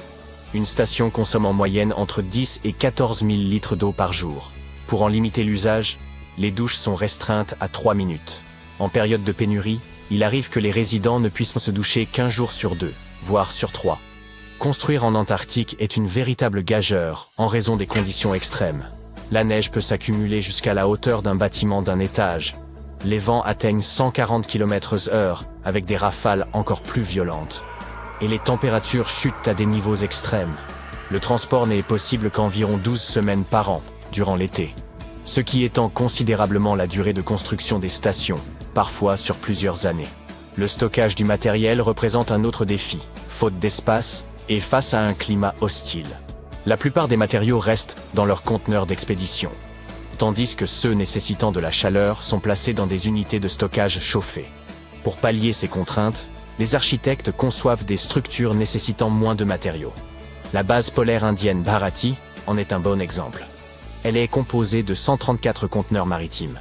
Ces derniers ont d'abord servi au transport du matériel avant d'être intégrés à la construction et recouverts d'une coque isolante pour garantir une bonne conservation de la chaleur. À l'avenir, il pourrait être possible de bâtir des bases antarctiques sans avoir à importer beaucoup de matériaux. En 2009, David Garcia, de l'entreprise danoise MAP Architect, a imaginé un concept novateur, la station vivante Iceberg. Ce projet prévoit la construction d'une base creusée directement dans la neige compactée ou les icebergs détachés de la banquise, pouvant accueillir une centaine de personnes. Un groupe de scientifiques de diverses nationalités a passé 26 semaines ensemble dans la station de recherche Rottera. Parmi eux, on comptait une paire d'Américains, un mécanicien islandais, quelques Allemands, des Écossais et un Gallois. Ils avaient rarement l'occasion de contacter leurs proches, car les appels via téléphone satellite étaient trop onéreux. Avec pour seule compagnie les membres de l'équipe et peu de distractions, ils passèrent leur temps à discuter, que ce soit en travaillant, pendant les pauses ou en jouant au billard. Leurs conversations abordaient divers sujets, mais portèrent principalement sur la météo et les icebergs. L'anglais était leur langue commune. Au fil du temps, leurs accents ont évolué sans qu'ils ne s'en rendent compte immédiatement. Ils participaient à une expérience consistant à enregistrer régulièrement leur voix en prononçant les mêmes 29 mots de base, comme « food » et « coffee ». Lorsque ces enregistrements ont été envoyés à une équipe en Allemagne, il est apparu que certains mots étaient articulés différemment. Un nouvel accent était en train de naître. L'un des changements observés concernait la prononciation du « O » long dans des mots tels que « flow » et « disco », qui se forment habituellement à l'arrière de la gorge, mais s'étaient déplacés vers l'avant de la bouche. 6 mois peuvent sembler peu pour un changement linguistique, mais lorsque des individus vivent isolés du reste du monde, de telles évolutions peuvent survenir rapidement. En se parlant constamment, ils mémorisaient les intonations des autres et les reproduisaient inconsciemment. Ce phénomène pourrait expliquer pourquoi l'anglais américain et l'anglais britannique ont fini par diverger. Les passagers du Mayflower ont connu une situation similaire. Leur isolement lors de la traversée vers l'Amérique du Nord a contribué à façonner une nouvelle manière de parler. Si vous souhaitez adopter le jargon des hivernants en Antarctique, voici quelques expressions à connaître. FODPLOD signifie ramasser les détritus. FOD étant l'acronyme de Foreign Object Debris, ou reste d'objets étrangers. Une journée ensoleillée avec un ciel dégagé est qualifiée de... Qui n'a pas rêvé un jour de franchir le cercle polaire pour en admirer les merveilles naturelles, des ours polaires gambadant sur la banquise aux aurores boréales ondoyant dans le ciel? Eh bien, désolé de te l'apprendre. Mais l'Antarctique, pour sa part, n'est pas prête de recevoir des touristes. Pourquoi, me diras-tu? Plongeons dans le vif du sujet. Tout d'abord, où se trouve l'Antarctique? Il se situe dans l'hémisphère sud, plus précisément au pôle. L'océan austral l'entoure et la majeure partie du continent est recouverte de glace, ce qui en fait l'un des endroits les plus isolés et les plus froids de la planète. As-tu déjà rencontré quelqu'un qui ait visité l'Antarctique? Probablement pas. C'est l'un des endroits les moins visités du globe, et seule une poignée d'explorateurs chanceux ont pu découvrir l'intérieur du continent, qui est principalement constitué de glaciers et autres champs de glace. Mais crois-moi, la faune et les paysages y sont extraordinaires. Pourquoi ne nous rendrions-nous pas en Antarctique? Tout d'abord, l'environnement y repose sur un équilibre incroyablement fragile et peut être facilement endommagé. De plus, il n'y a pas de population humaine autochtone sur le continent, de sorte que votre voyage reviendrait à visiter une immense île déserte. N'oublions pas non plus que c'est l'une des destinations les plus chères. Malgré tout, l'Antarctique n'est pas exactement gardé comme une forteresse, mais il est régi par un accord international, le traité sur l'Antarctique. Ce dernier a été négocié afin d'empêcher toute activité indésirable sur le continent et interdit certaines formes de tests effectués par les États membres. Mais la principale raison pour laquelle nous ne pouvons pas entrer comme ça dans l'Antarctique est que l'écosystème y est fragile et doit être protégé. Le traité stipule que l'Antarctique ne doit être exploité qu'à des fins pacifiques et qu'il doit être exempt de toute activité humaine susceptible de nuire à l'environnement. Les scientifiques n'ont pas fini d'en apprendre sur l'écosystème unique du continent, et notre activité ou nos machines pourraient perturber l'équilibre délicat qui y règne. Si tu as toujours envie de te rendre en Antarctique, sache qu'il n'est pas facile d'obtenir une autorisation. Les citoyens américains, par exemple, doivent remplir un formulaire spécial et l'envoyer au Bureau des affaires océaniques et polaires. Une fois sur place, il leur faut respecter des règles strictes pour préserver l'environnement, comme ne pas perturber la faune ou emporter de souvenirs tels que des pierres, des plantes ou des animaux. Et techniquement, peut-on vivre en Antarctique? Bien qu'aucune loi n'interdise aux gens d'y résider à titre permanent, il s'agit d'un environnement très inhospitalier et inadapté à l'installation humaine. Les températures peuvent descendre à moins 60 degrés Celsius, voire encore plus bas, ce qui rend presque impossible la survie de quiconque sans l'équipement et l'expérience appropriée. De plus, La Terre la plus proche se trouve à plus de 1600 km, ce qui coupe complètement les habitants du reste du monde. Qui sait, peut-être aurons-nous un jour la chance de visiter ce continent unique et fascinant. Mais en attendant, on se contentera de l'admirer de loin. Parlons maintenant un peu de la découverte de l'Antarctique. Contrairement à d'autres endroits déjà peuplés, l'Antarctique n'a jamais eu de population humaine autochtone. Les philosophes grecs de l'Antiquité avaient pourtant une notion de ce continent et l'ont baptisé Antarctos, qui signifie « en face de l'ours ». Les ours dont il est question ne sont pas les ours polaires, mais les constellations de la Grande et de la Petite Ourse, qui ne sont observables que dans l'hémisphère nord. Cette région est donc le contraire du pays de l'ours. À la fin du XVIIIe et au début du XIXe siècle, les navires de chasse à la baleine et aux phoques ont commencé à s'aventurer plus au sud lorsqu'ils doublaient le cap Horn, à l'extrémité de l'Amérique du Sud. On savait que pousser plus loin signifiait souvent des vents plus forts, mais aussi le risque de heurter des icebergs de toute taille. Sius courants imprévisibles pouvait s'avérer dangereux pour le navire et l'équipage. Le capitaine James Cook aura été le premier à franchir le cercle polaire antarctique le 17 janvier 1773 dans la région de la mer de Ross.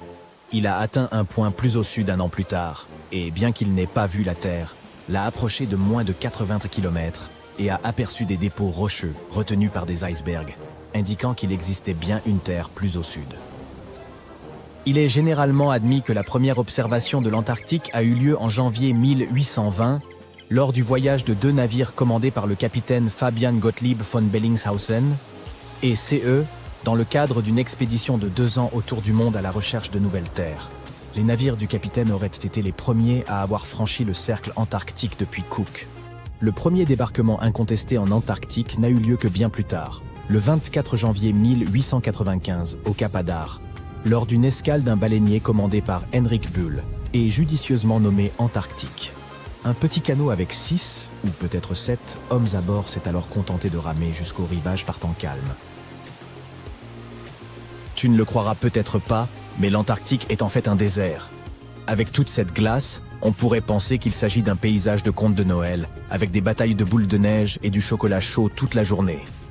Lorsqu'on pense à un désert, on imagine plutôt des chameaux, des cactus et des gens qui font des pieds et des mains pour trouver de l'eau. Mais en Antarctique, c'est une toute autre histoire. La difficulté n'est pas de trouver de l'eau, mais de trouver quelque chose qui ne soit pas recouvert de glace. Les précipitations moyennes y ont été d'un peu plus de 10 mm au cours des 30 dernières années. Ça ne représente que quelques gouttes de pluie par rapport aux averses que nous connaissons. Techniquement, ce ne sont donc pas les dunes ou la chaleur torride qui font un désert. C'est l'absence de précipitations. Mais ne t'inquiète pas, si tu te perds en Antarctique, tu n'auras pas à craindre d'avoir soif. Veille simplement à emporter une veste et des moufles, car il fait assez froid pour te transformer en sorbet. Non seulement l'Antarctique est l'un des endroits les plus secs de la planète, mais c'est aussi le plus froid, le plus venteux et l'un des plus élevés. Par ailleurs, les manchots et les chercheurs de l'Antarctique ont parfois bien du mal lorsqu'il s'agit de se repérer dans le temps. En effet, contrairement à ceux qui se passent sur le reste de cette grande planète bleue, il n'y a pas de fuseau horaire en Antarctique. Toutes les lignes de longitude se rejoignent en un seul point au pôle sud, ce qui complique quelque peu la tâche lorsqu'il s'agit de déterminer l'heure qu'il est vraiment. Tu te dis peut-être, mais comment les scientifiques et les chercheurs font-ils pour garder la notion du temps là-bas? Bonne question. Ils s'en tiennent généralement au fuseau horaire du pays d'où ils sont partis. Cependant, avec des stations du monde entier réparties sur le continent, les choses peuvent vite devenir un peu bizarres. Imagine que tu essayes de te coordonner avec les pays voisins sans les réveiller accidentellement au milieu de la nuit. On pourrait penser que peu de choses peuvent survivre dans un endroit où la température est aussi basse, où le soleil pointe à peine, et où le vent peut emporter aussi vite qu'un fétu de paille. Eh bien, comme dans de nombreux endroits sur Terre, la vie a également trouvé le moyen d'exister en Antarctique. Crois-le ou non, ce continent gelé est en pleine effervescence. Il abrite des milliards de krill, qui attirent à leur tour de nombreux phoques, et plus de manchots qu'il n'est possible d'en compter. Mais ne te fie pas à leur apparence mignonne et câline. Les manchots sont des nageurs hors pair, dont le corps fuselé rendrait jaloux les plus grands médaillés olympiques. Ils se rendent sur le rivage pour se reproduire et se rafraîchir, mais leur véritable talent consiste à se chipper des cailloux entre eux et à former des cercles mathématiquement précis pour conserver leur chaleur. L'Antarctique abrite également la plus grande espèce de manchot sur Terre. Il s'agit du manchot empereur. Certes, ces oiseaux sont bien incapables de voler, mais cela ne signifie pas qu'ils ne savent pas sauter. À vrai dire, certains d'entre eux peuvent effectuer des bonds de 3 mètres hors de l'eau. Et n'oublions pas les phoques, avec leur corps poilu et leur chant mélodieux. Ces mammifères marins sont également protégés par le traité sur l'Antarctique et prospèrent dans les eaux fraîches de l'océan austral. Mais les véritables vedettes du spectacle sont les baleines. Pendant l'été antarctique, ces énormes créatures viennent en masse pour se repaître d'une abondance de krill. C'est un véritable buffet pour les baleines. L'Antarctique était autrefois une terre verdoyante peuplée de dinosaures, mais c'est maintenant un continent gelé plus grand que les États-Unis et qui n'appartient à personne. Il n'est pas difficile à trouver. En vous dirigeant vers le sud, vous finirez forcément à un moment par tomber sur un gros bloc de glace au pôle sud de la planète. Il se situe à l'intérieur du cercle antarctique et forme la plus grande masse de glace sur Terre. Le continent est plus grand que les États-Unis et même plus grand que l'Europe entière. Et pourtant, l'Antarctique n'a été officiellement découvert que récemment. Les scientifiques ignoraient son existence jusqu'en 1820. Après sa découverte, il a fallu encore 2 décennies pour confirmer qu'il s'agissait d'un tout nouveau continent. Et quelques décennies de plus après ça, pour lui trouver un nom.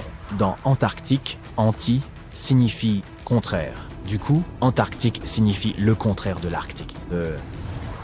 Mais avant que nos scientifiques ne découvrent cette terre, les Grecs de l'Antiquité avaient théorisé qu'il devait y avoir un continent méridional pour équilibrer l'Arctique, situé au nord. De plus, certains scientifiques qui ont étudié l'art et l'histoire orale de Polynésie pensent que ses habitants ont découvert le continent plus d'1 millénaire avant les Européens. Quoi qu'il en soit, aujourd'hui nous connaissons bien cette terre glacée du pôle sud. En raison de sa situation, il n'y a que 2 saisons là-bas, l'été et l'hiver, et elles durent 6 mois. En été, il fait un peu plus chaud, et le continent est baigné de lumière. En hiver, il fait sombre toute la journée.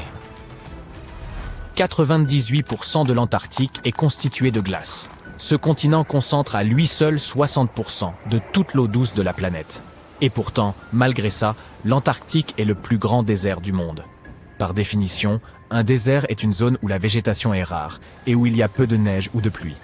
Notez que l'abondance de sable n'est pas une condition nécessaire, même si le continent possède du sable et même des dunes. L'Antarctique est le continent le plus venteux de la planète. La vitesse du vent peut atteindre 322 km/h. C'est plus rapide qu'un ouragan. Le peu de neige qui tombe sur ces terres ne fond jamais. Elle s'accumule pendant des siècles et des millénaires. La couche de glace est donc très épaisse. L'Antarctique regorge de secrets. Tout un monde se cache sous cette glace. Par exemple, un grand nombre de montagnes du continent dépassent les 2500 mètres. C'est plus haut que 3 Burj Khalifa empilés les uns sur les autres. Actuellement, c'est le gratte-ciel le plus haut du monde. Mais si nous ne voyons pas toutes ces montagnes, c'est parce qu'elles sont cachées sous une couche de glace de près de 5000 mètres d'épaisseur. Il y a aussi un lac là-dessous, à 3350 mètres de profondeur. C'est le lac Vostok, du nom de la station de recherche Vostok sous laquelle il est situé. À l'origine, il ne s'agissait que d'une hypothèse. Il y a plus d'un siècle, un scientifique a suggéré que l'énorme pression créée par les tonnes de glace pouvait diminuer le point de fusion de la glace dans les couches les plus basses de la calotte, et ainsi créer de l'eau liquide et former un lac. Il n'a pas pu prouver lui-même sa théorie, mais des scientifiques ont plus tard repris ses travaux et ont confirmé que tout ça tenait la route. Il existe également un canyon en Antarctique, caché sous d'énormes masses de neige. Il est plus profond que le Grand Canyon d'Arizona. Une chaîne de montagnes divise le continent en 2 parties, l'Antarctique oriental et l'Antarctique occidental. Dans la partie occidentale du continent, les températures sont plus élevées et la fonte des glaces a commencé. Si l'Antarctique occidental fond et libère toute son eau, le niveau moyen de la mer augmentera d'environ 5 mètres. Cela suffira pour que certaines villes disparaissent complètement d'un bout à l'autre de la planète. La première à disparaître sous les eaux pourrait être la capitale thaïlandaise, Bangkok, qui se trouve à seulement 1,5 mètre au-dessus du niveau de la mer. Ensuite, ce sera Amsterdam aux Pays-Bas, puis Ho Chi Minh Ville au Vietnam, Cardiff au Royaume-Uni et la Nouvelle-Orléans aux États-Unis. Aujourd'hui, on travaille beaucoup en Antarctique, où des scientifiques résident de longs mois pour étudier ce continent mystérieux. Au fil des ans, quelques enfants y sont même nés. Mais ce n'est pas un pays, et ces terres n'appartiennent à personne. Elle est régie par le traité sur l'Antarctique, un accord de recherche et de collaboration pacifique, qui interdit toute revendication territoriale. Signé à l'origine par 12 nations, il compte aujourd'hui 59 signataires, dont la moitié ont un pouvoir de décision. Le continent est peuplé tout au long de l'année par des chercheurs du monde entier. Environ 5000 personnes y vivent en été et 1 millier en hiver. Cependant, personne n'y réside en permanence. Les gens vont et viennent et les scientifiques y séjournent à tour de rôle. La température moyenne annuelle y est de moins 34 degrés Celsius. Mais il fut un temps où l'Antarctique était à peu près aussi chaud que la Melbourne d'aujourd'hui. C'était il y a environ 45 millions d'années. Et je n'étais pas encore né à l'époque. Mais le continent était couvert de forêts et les dinosaures parcouraient ces contrées, vivant sous des températures avoisinant les 17 degrés Celsius. C'était bien avant les manchots. Aujourd'hui, il fait tellement froid en Antarctique que pas un seul buisson n'y pousse. Il n'y a que de la neige. Les seules plantes qui peuvent prospérer sous des températures aussi extrêmes sont les lichens, les mousses et les algues. Les humains ne peuvent pas non plus survivre dans des conditions aussi rigoureuses pendant de longues périodes. C'est pourquoi le continent n'a jamais eu de population autochtone. Enfin, si l'on ne compte pas les manchots, les phoques, les baleines et quelques espèces d'oiseaux. La faune de l'Antarctique est la plus rare et la moins diversifiée de la planète, car seuls quelques organismes peuvent résister à ces conditions difficiles, et aussi parce qu'il est interdit d'y amener des espèces non indigènes. Par conséquent, si vous vouliez voyager en Antarctique avec votre chat, on ne le laissera pas entrer. Ce n'est pas moi qui décide des règles. Les quelques espèces qui vivent au pôle Sud sont totalement propriétaires de l'endroit, c'est tout. Il n'y a pas plus de 5000 habitants humains et environ 20 millions de manchots. Mais ce sont des colons. En quelque sorte, les ancêtres des manchots vivaient en Australie et en Nouvelle-Zélande. On trouve là-bas encore quelques espèces de manchots, dont le plus petit de la planète, qui ne mesure que 30 cm. Cependant, la plupart ont migré vers l'Antarctique à un moment donné. Peut-être parce que la perspective de grandes quantités de nourriture les attirait. Ce n'est pas à cause du froid qu'ils aiment pour la région. Il s'avère que la plupart des manchots quittent le continent à la fin de l'été. Les seuls à y rester sont les manchots empereurs mâles. Et ils le font pour réchauffer et protéger les œufs laissés par leurs compagnes. Mais où vont tous les autres ? Au début, c'était un grand mystère, même pour les scientifiques. Mais en attachant de minuscules dispositifs de localisation aux pattes de quelques-uns de ces animaux, ils ont trouvé la réponse. Les manchots partent vivre dans les océans du Sud lorsqu'il fait trop froid en Antarctique. 6 mois durant, aucun d'entre eux ne revient sur la terre ferme, puis ils regagnent le continent. Lorsqu'ils reviennent, les œufs confiés aux manchots mâles commencent à éclore. Et les familles sont réunies. Les manchots se nourrissent de différents poissons, et l'océan en regorge malgré les froides températures. Dans certaines régions, l'eau peut atteindre des températures proches de zéro, parce qu'elle est salée. Mais les poissons ne gèlent pas, car leur corps contient des protéines anti-gel. Il y a aussi environ 1 million de phoques en Antarctique. Ils aiment eux aussi le poisson et peuvent retenir leur souffle sous l'eau pendant 2 heures. Ils voient beaucoup mieux sous l'eau qu'à la lumière du jour et utilisent leurs moustaches pour localiser leur nourriture. Les trous qu'ils creusent dans la glace pour respirer peuvent se refermer pendant qu'ils nagent. Et ils doivent alors utiliser leurs dents pour faire un nouveau trou. Les phoques peuvent même dormir sous l'eau et remonter à la surface de temps en temps sans se réveiller. Impressionnant.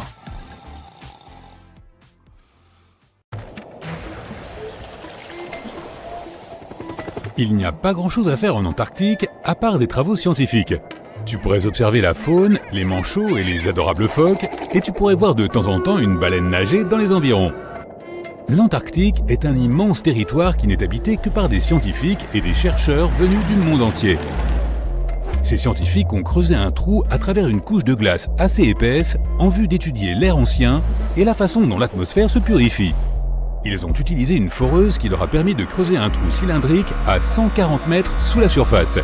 Cette glace, à certains endroits, peut être vieille de 800 000 ans et constitue un bon indicateur de ce qu'était le climat par le passé.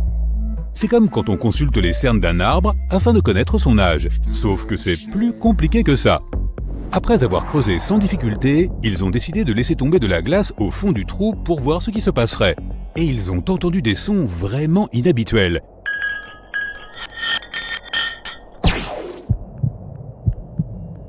Ils avaient l'impression d'être dans un vaisseau traversant un espace semé d'obstacles, avec de nombreux rochers se fracassant les uns contre les autres. Les sons changeaient à mesure que tombait rapidement le bloc de glace, passant de l'aigu à un son plus grave qui ressemblait à un battement de cœur. Cela a grandement déconcerté nos scientifiques, qui ont jeté un autre morceau de glace dans le trou et ont découvert que le même type de son se produisait, mais avec quelques variations. Ils ignoraient ce qui se trouvait sous la glace et, plus important encore, ce qui produisait ces sons. L'Antarctique compte un grand nombre de volcans dont beaucoup se trouvent sous des couches de glace super épaisses. Les chercheurs ont découvert 91 volcans et affirment qu'il pourrait y en avoir d'autres, ce qui en fait potentiellement la région volcanique la plus étendue du monde. Alors qu'ils effectuaient des travaux de recherche ordinaires, ils sont tombés sur tout un tas de formations souterraines coniques, ne laissant pas place au doute. Certaines de ces formations étaient enfouies jusqu'à 3 km sous la glace. Certains pics faisaient plus de 914 mètres de haut et des dizaines de kilomètres de large. Mais à la surface, tout était lisse et blanc. Il est possible qu'ils aient jeté leur bloc de glace dans le cratère d'un volcan se trouvant sous leurs pieds. Mais c'est peu probable. Même si la présence de volcans souterrains a été découverte par accident, il y a peu de chances qu'ils aient installé leur base directement au-dessus de l'un d'eux. Plus vraisemblablement, ils travaillaient dans une zone où l'étude des climats anciens est plus facile et moins dangereuse qu'ailleurs. Ils collectent des échantillons de glace et les étudient dans un laboratoire. Un peu comme d'autres découvrent un insecte préhistorique incrusté dans de l'ambre depuis des millions d'années, nous renvoyant à l'époque où les dinosaures parcouraient encore la Terre. Mais au lieu de petits insectes, ces scientifiques étudient la poussière ancienne, les bulles d'air, les sels marins, les cendres volcaniques et tout ce qui peut provenir de l'environnement. Ils peuvent ainsi savoir comment était le climat à une époque donnée. Ces échantillons de glace pourraient montrer que la calotte glaciaire occidentale de l'Antarctique a fondu lorsque le climat de la Terre s'est réchauffé. Si c'est le cas, il est probable que cela se reproduise. Cela aurait pour conséquence l'augmentation du niveau des mers qui affecterait les villes côtières et les petites îles isolées. Mais les scientifiques ne sont pas encore sûrs de ce qu'ils avancent, malgré certaines preuves à l'appui. L'étude d'un échantillon de glace peut prendre une semaine ou un an, selon ce qu'ils y trouvent. Ils écrasent ou font fondre l'échantillon petit à petit, et comme pour les cernes des arbres, plus la couche est profonde, plus on remonte dans le temps. Pour étudier les anciennes bulles piégées dans la glace, les chercheurs doivent broyer les échantillons sous une hotte à vide et les en extraire, puis les stocker dans des flacons. Il existe divers instruments et appareils pour l'étude des échantillons de glace, mais comme ils sont très fragiles, toutes les analyses doivent être effectuées dans une salle stérile afin que le matériel ne soit pas contaminé. Les scientifiques doivent porter des combinaisons et des gants et l'air doit être constamment renouvelé.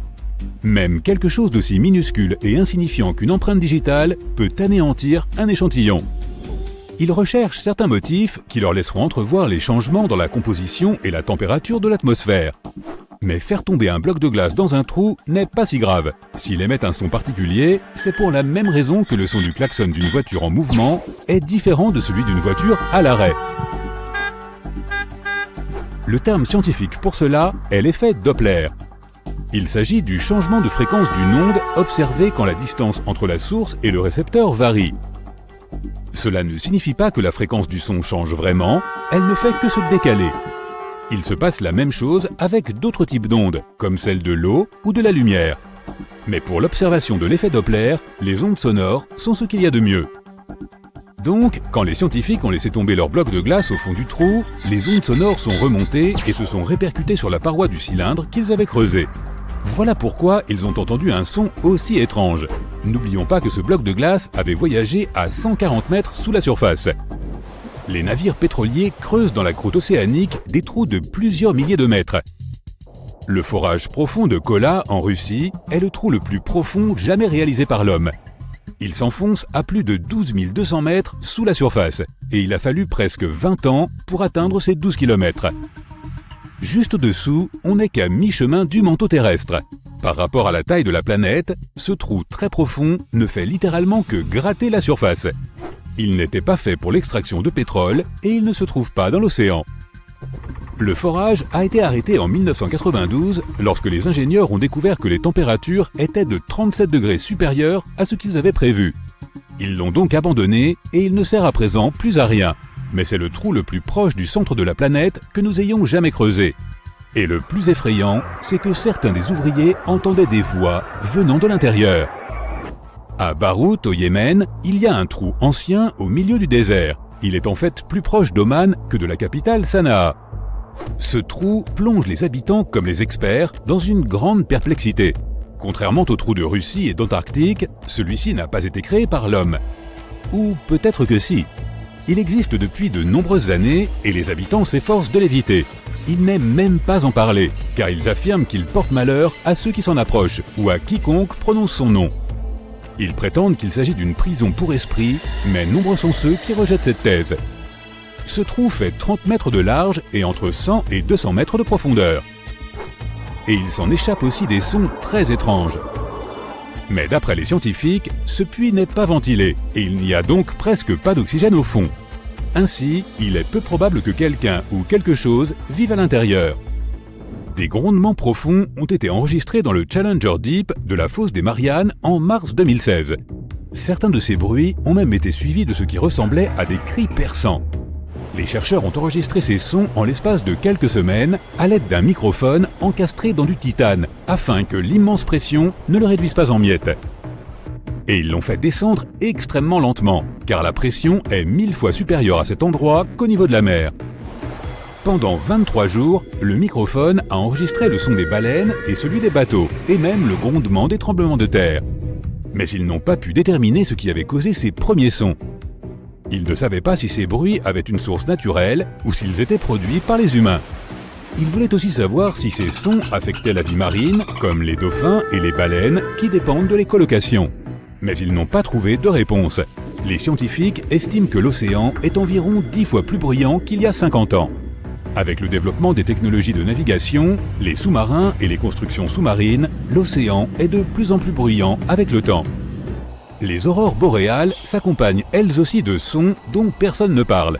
On les entend généralement au moment où l'intensité des aurores est au plus haut. Les scientifiques ignorent d'où viennent ces claquements et crépitements lointains, mais à l'aide de microphones spéciaux, ils ont pu localiser ces sons à une hauteur de 70 mètres au-dessus du sol, ce qui est plutôt bas. Ils sont en vérité causés par des charges électriques très puissantes dans certaines zones du ciel. Les orages magnétiques, qui sont à l'origine des aurores, viennent perturber l'électricité atmosphérique. En conséquence, de minuscules étincelles éclatent dans le ciel, ce qui provoque des claquements et ce faible crépitement. Le pôle sud ne se limite pas à des manchots et une étendue infinie de neige. Un monde fantomatique y est enfoui. Observez, il se situe précisément ici sur le globe terrestre. Ne confondez pas l'Antarctique avec l'Arctique, qui se trouve au sommet de nos cartes, est bien plus petit et, disons-le franchement, bien moins énigmatique. La calotte glaciaire de l'Antarctique mesure de 2 à 5 km d'épaisseur, soit l'équivalent de 16 tours Eiffel empilées les unes sur les autres. Cette immense couche de glace masque les véritables reliefs et contours du sol antarctique. Nos connaissances sur ce continent mystérieux demeurent limitées, en grande partie à cause de l'omniprésence de la glace et de la neige. Nous ignorons encore la forme exacte et les dimensions précises de cette terre. Cartographier l'Antarctique sans outils titanesques est une tâche d'une complexité extrême. Les satellites, toutefois, ont appris à pénétrer la glace grâce à leurs caméras de pointe. Aujourd'hui, nous savons qu'un paysage ancien, colossal et spectaculaire repose sous cette neige, une sorte de fantôme du passé. Il y a environ 90 millions d'années, l'Antarctique était un lieu bien plus chaud. Ce territoire abritait une forêt tropicale luxuriante, riche en espèces végétales et grouillante de vie. Des rivières y coulaient, dessinant un paysage foisonnant. Puis la glace a tout recouvert. Ce bouleversement a eu lieu il y a environ 34 millions d'années, lors de la transition de l'Éocène à l'Oligocène, une période marquée par un refroidissement significatif de notre planète. C'était le début de l'une des nombreuses ères glaciaires. La Terre subsista, mais fut ensevelie sous une couche de glace et de neige de plus en plus épaisse. Pour l'œil non averti, l'Antarctique est devenu un désert blanc, vaste, uniforme et dépourvu de relief. Les millénaires passèrent, et l'épaisse calotte glaciaire continua de se mouvoir, polissant et transformant le sol. Au fil de millions d'années, elle modifia l'apparence du continent. Aujourd'hui, si l'on examinait le sous-sol, il ne subsisterait pratiquement aucun vestige du pôle sud originel, à une exception près.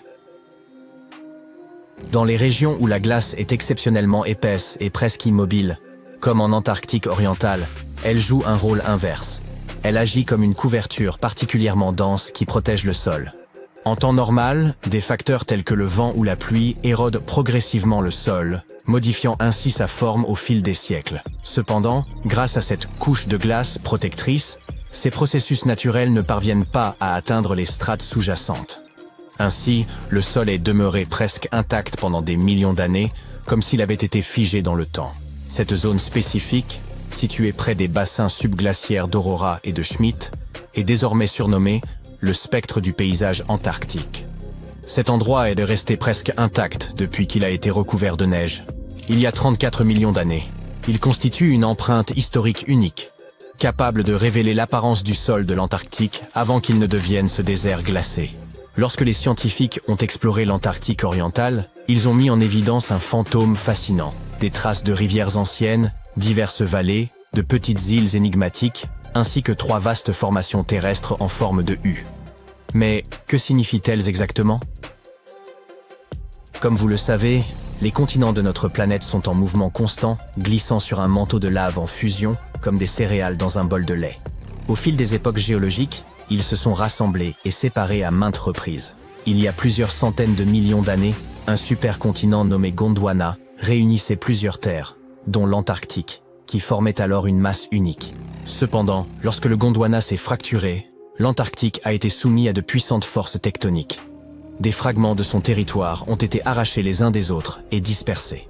C'est ainsi que se sont formés ces grands blocs de terre dissimulés sous l'épaisse couche de glace. Aujourd'hui, les scientifiques souhaitent approfondir l'étude de ce fantôme.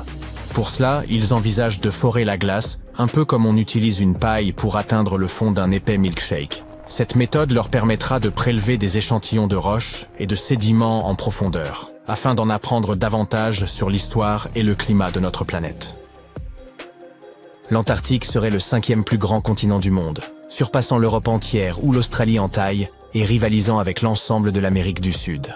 Outre l'Antarctique orientale déjà évoquée, il abrite d'autres régions emblématiques, comme la péninsule antarctique, le pôle Sud, l'Antarctique occidentale et la mer de Ross.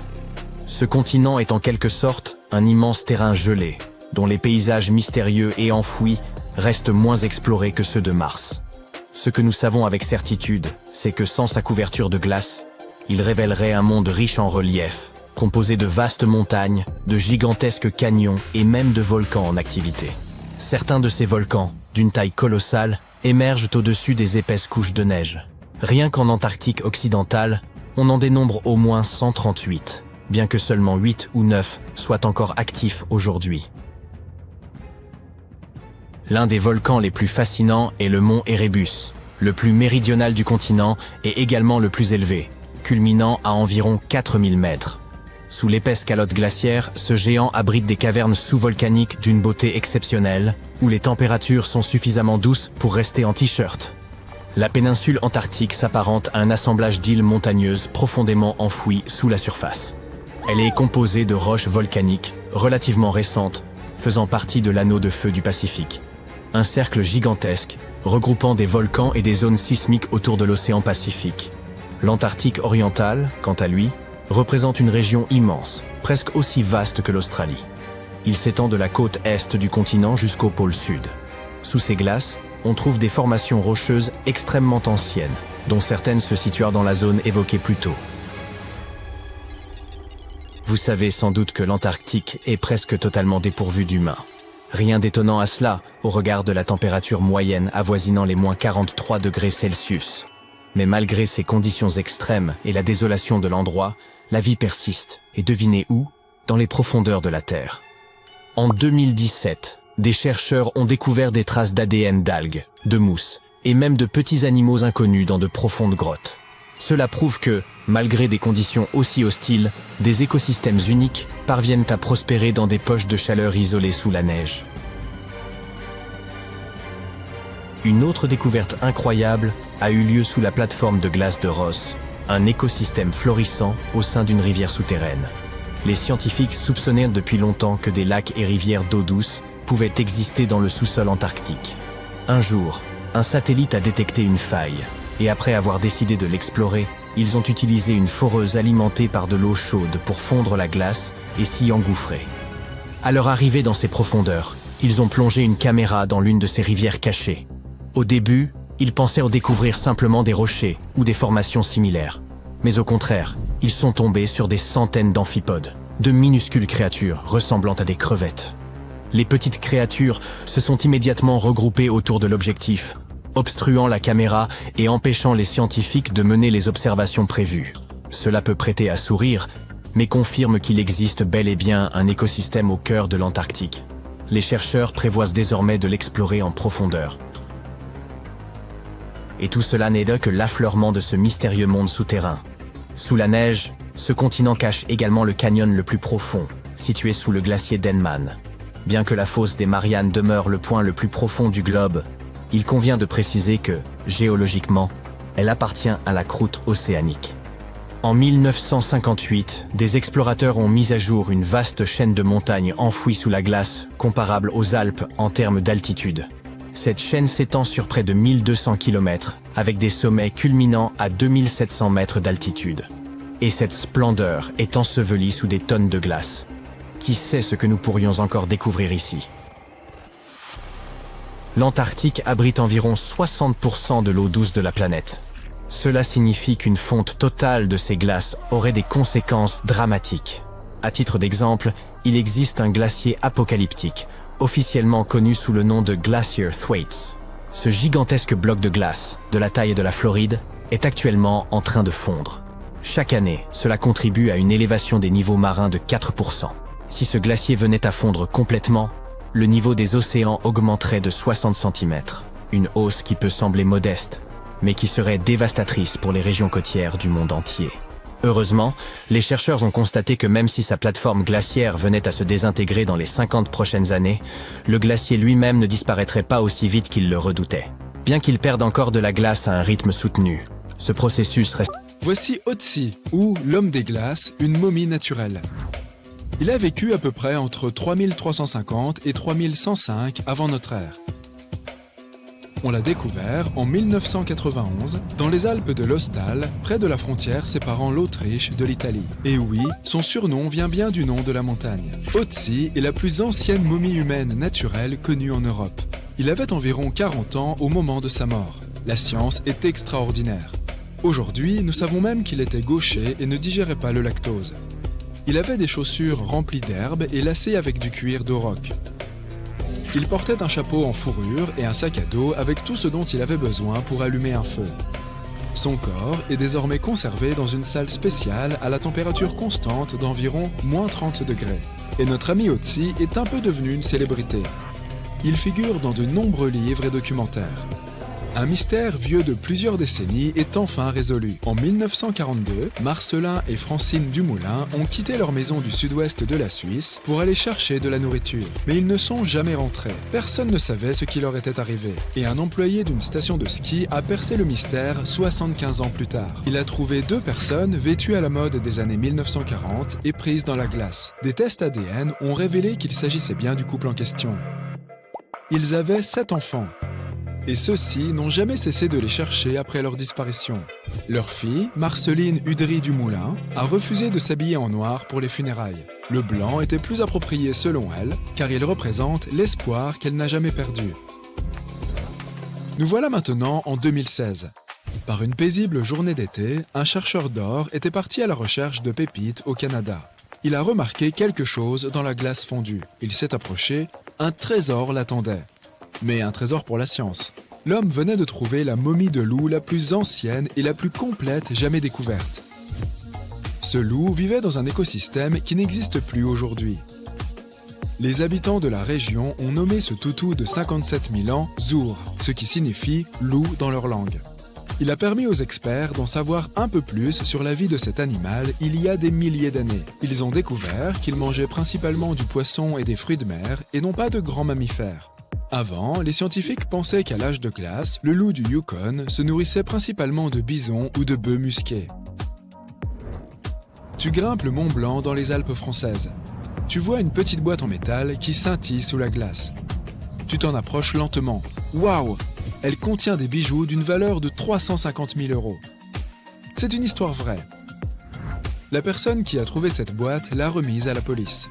Il s'est avéré qu'il y avait des centaines de diamants, rubis, émeraudes et saphirs à l'intérieur. Ils étaient tous marqués « Made in India ». La police locale était au courant de 2 incidents concernant la compagnie Indian Airways. mais il remontait à 1950 et 1966. La boîte était cachée sous la glace depuis au moins 50 ans. Les experts n'ont pas pu identifier les propriétaires de ces pierres précieuses. Ils pensent que la boîte appartenait à un passager qui se rendait à New York pour vendre les bijoux. Espérons que l'acheteur n'avait pas payé en avance.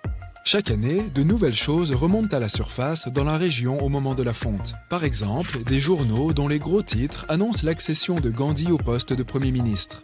Les alpinistes trouvent aussi régulièrement des bagages et d'autres objets personnels. Voyageons 39 000 ans dans le passé. Voici Yucca, le mammouth laineux. Yucca est spécial. Il s'agit du mammouth le mieux préservé jamais découvert. Des chercheurs de défense l'ont trouvé en 2010. Yucca s'est momifié dans la glace et a ainsi été conservé. Des analyses ont révélé qu'il s'agissait d'un mammouth femelle âgé de 6 ans.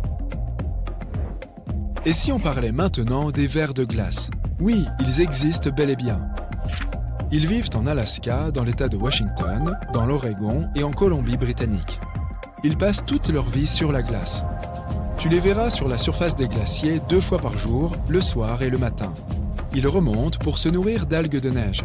Les spécialistes les qualifient de paradoxe scientifique. Lorsque les températures baissent, les réactions corporelles de toute créature vivante ralentissent et les réserves d'énergie diminuent. Les créatures à sang froid deviennent léthargiques lorsque le temps est glacial. Mais ces lois naturelles ne semblent pas s'appliquer à ces petites bêtes. Elles se montrent extrêmement actives lorsque les températures chutent. Mais en raison de la fonte des glaciers, l'habitat des vers de glace disparaît peu à peu. Ils peuvent mesurer jusqu'à 2,5 cm de long et sont de couleur noire ou bleue. Un fait amusant, il existe des histoires et des chansons à leur sujet. On dit qu'ils donnent aux glaciers leur couleur bleue, mais ce n'est qu'un mythe. Cette alouette hausse-col vient de l'âge de glace, pas le dessin animé, le vrai. Des chercheurs d'ivoire fossile l'ont découverte prise dans les glaces de Sibérie en 2018. Heureusement, ils ont immédiatement informé des spécialistes. Après examen, les scientifiques ont découvert que l'oiseau avait vécu il y a environ 46 000 ans. Ce qui est intéressant, c'est que notre oiseau était extrêmement bien conservé, compte tenu du fait qu'il était sous la glace depuis des milliers d'années. Selon ces experts, l'alouette avait l'air d'avoir été congelée il y a seulement quelques jours. Cet oiseau a vécu à la même époque que d'autres animaux de l'ère glaciaire, comme les mammouths. Ce carnet a disparu pendant des décennies. Il appartenait à George Murray Levick, un chirurgien et photographe. En 2010, il a participé à une expédition en Antarctique. Levick et ses coéquipiers ont passé des mois à observer les pingouins, mais ils ont dû tout abandonner à cause des conditions météorologiques difficiles. Ils se sont retrouvés piégés dans la région et n'ont pu survivre qu'en creusant une étroite grotte de glace. Finalement, un bateau a réussi à les rejoindre et ils ont été sauvés. Mais Levick est parti sans son carnet. Il contenait des listes de dates et de sujets ainsi que des photos prises au cap Hadar. La plupart des pages du carnet s'étaient désagrégées, mais les experts ont réussi à sauver ce qu'il en restait. Les notes de Levick ont été publiées 1 siècle après avoir été écrites. Regarde cet os. Il appartient à un homotherium. Il a été trouvé à Klondike, en Alaska. Ce qui le rend unique, c'est que les scientifiques ont réussi à en extraire l'ADN. Ils ont découvert qu'il appartenait à un animal ayant vécu avant l'âge de glace, il y a plus de 50 000 ans. Les scientifiques croyaient auparavant ces félins plutôt rares dans le monde, mais cet os a permis de contredire cette théorie. En outre, les chercheurs ont découvert que ces gros chats avaient des capacités de chasse naturelles, une bonne vue et assez d'endurance pour parcourir de longues distances. Mais les populations d'animaux chassés par l'homotherium ont fortement diminué à une certaine époque. Et finalement, des animaux plus forts les ont détrônés et ils ont fini par disparaître. Il n'y a pas que des vers dans la glace, mais aussi des virus. Des chercheurs ont ressuscité 33 types d'anciens virus qui étaient congelés depuis 15 000 ans. 28 000 d'entre eux étaient inconnus des scientifiques. Cela te semblera peut-être effrayant, mais les experts affirment qu'ils sont peu susceptibles de nuire aux humains. Tu peux remettre ton pactage apocalyptique dans le placard. Par le passé, nous avons ressuscité des virus encore plus anciens sans aucun problème. Par exemple, en 2014, des scientifiques ont trouvé un virus vieux d'environ 30 000 ans. Devine où ? En Sibérie. Mais il existe bien des microbes capables de nous causer de sérieux problèmes. Par exemple, après une vague de chaleur en 1941, des bactéries se sont échappées d'une carcasse de renne gelée et piégées sous le pergélisol sibérien. Plusieurs habitants d'un village voisin ont dû être hospitalisés en raison de ce virus. Qui sait ce qui se cache dans les couches les plus anciennes du pergélisol ? Espérons que ça ne remonte jamais à la surface. Je croise les doigts. Bonus. Dans les années 60, un complexe souterrain a été construit au Danemark. Les détails du projet n'ont été révélés qu'en 1995. Lorsque le complexe a été mis hors service en 1967, son infrastructure et ses déchets ont été abandonnés. Les autorités pensaient probablement que ce bunker resterait à jamais enseveli sous la neige et la glace. Mais des études affirment le contraire. Lorsque la glace fondra, le complexe refera surface avec tout ce qu'il contient. Espérons qu'on ne trouvera rien de désagréable au milieu de tout ça. En 1985, le biologiste chilien Daniel Torres effectuait un recensement des mammifères et recueillait des déchets marins au cap Shiref, en Antarctique. Il s'apprêtait à ramasser un grand conteneur en plastique lorsqu'il remarqua, parmi les pierres volcaniques sombres, une roche d'un blanc éclatant. Ce qu'il prit d'abord pour un simple caillou s'avéra être un crâne humain. Après examen, le docteur Torres découvrit qu'il appartenait à une jeune femme originaire du sud du Chili, probablement âgée d'une vingtaine d'années, et morte de faim entre 1819 et 1895. Plusieurs années plus tard, des chercheurs mirent au jour des fragments de fémur et confirmèrent, grâce à l'analyse ADN, qu'ils provenaient de la même personne. Cette trouvaille pourrait bien bouleverser notre compréhension de l'histoire. Comment un crâne féminin a-t-il pu se retrouver en Antarctique, sur un ancien campement de chasseurs de phoques, alors que les femmes n'accompagnaient pas ces expéditions au début du XIXe siècle ? Pour épaissir encore ce mystère, aucune trace d'outils, de documents ou d'objets personnels n'a été retrouvée sur le site. Cela suggère peut-être que des habitants du Chili auraient établi un campement ici, bien avant que d'autres ne posent le pied sur le continent. Des chercheurs ont également mis au jour en Antarctique un fragment de météorite d'une importance exceptionnelle, susceptible de prouver l'existence de la vie sur d'autres planètes. Selon eux, cette roche vieille de plus de 4 milliards d'années proviendrait directement de Mars. En 1996, des scientifiques de la NASA annoncèrent avoir identifié à sa surface des marques chimiques singulières, peut-être laissées par d'anciens organismes martiens. Cependant, cette hypothèse fut rapidement contestée. Des analyses ultérieures montrèrent que les composés riches en carbone qu'elle contenait n'étaient sans doute pas d'origine biologique. Jadis, alors que Mars était une planète bien plus humide, d'énormes roches spatiales y provoquèrent de violentes collisions, générant une chaleur extrême et remodelant son relief. La météorite antarctique aurait survécu à 2 de ces impacts avant qu'un troisième ne la propulse dans l'espace. Alors qu'elle se trouvait encore sur Mars, de l'eau s'infiltrait à travers de fines fissures de sa surface, laissant derrière elle de curieuses bulles de carbone que les scientifiques prirent d'abord pour les vestiges d'une vie ancienne. Les chercheurs récupèrent davantage de roches venues de l'espace en Antarctique que partout ailleurs sur la planète, mais on ne s'attend guère à y croiser une pyramide, n'est-ce pas? À vrai dire, cet objet n'en est pas une. Il s'agit simplement d'une montagne dont la forme évoque une pyramide. Vous pouvez d'ailleurs la localiser aisément sur Google Maps, dans la région des monts Ellsworth, la plus haute chaîne de montagnes du continent, qui s'étire sur près de 400 km. Les explorateurs de l'expédition antarctique britannique, menée entre 1911 et 1913, furent les premiers à remarquer cette montagne au profil singulier et la baptisèrent la pyramide. Au cours des 100 dernières années, beaucoup se sont demandé s'il pouvait réellement exister une pyramide en Antarctique et, le cas échéant, qui aurait pu l'ériger. Mais les scientifiques ont dissipé cet espoir glacial en expliquant qu'il n'y avait là rien d'extraordinaire. Il est tout à fait naturel qu'un pic rocheux émerge de la couche de glace. Ce relief et son voisin ne doivent leur forme pyramidale qu'à un simple hasard géologique.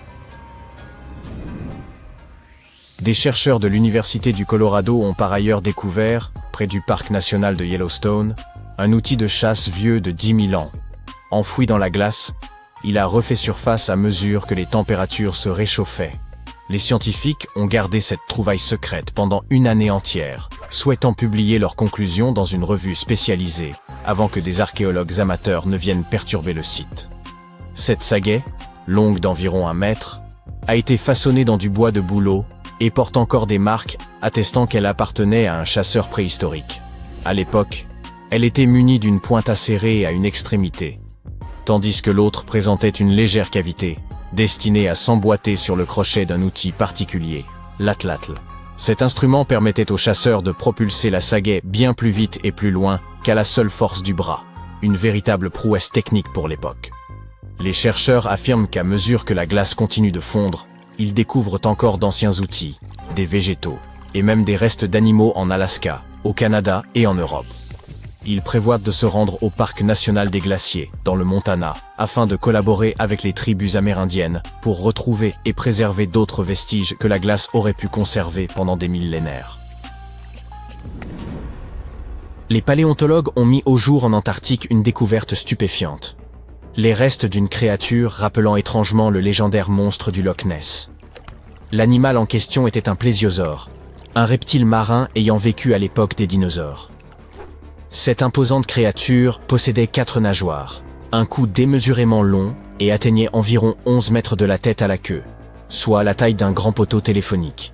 Ce spécimen, appartenant au groupe des Elasmosauridés, s'avéra être le plus grand jamais identifié par les chercheurs. Sa masse, estimée à 15 tonnes, équivalait à celle de 2 éléphants modernes.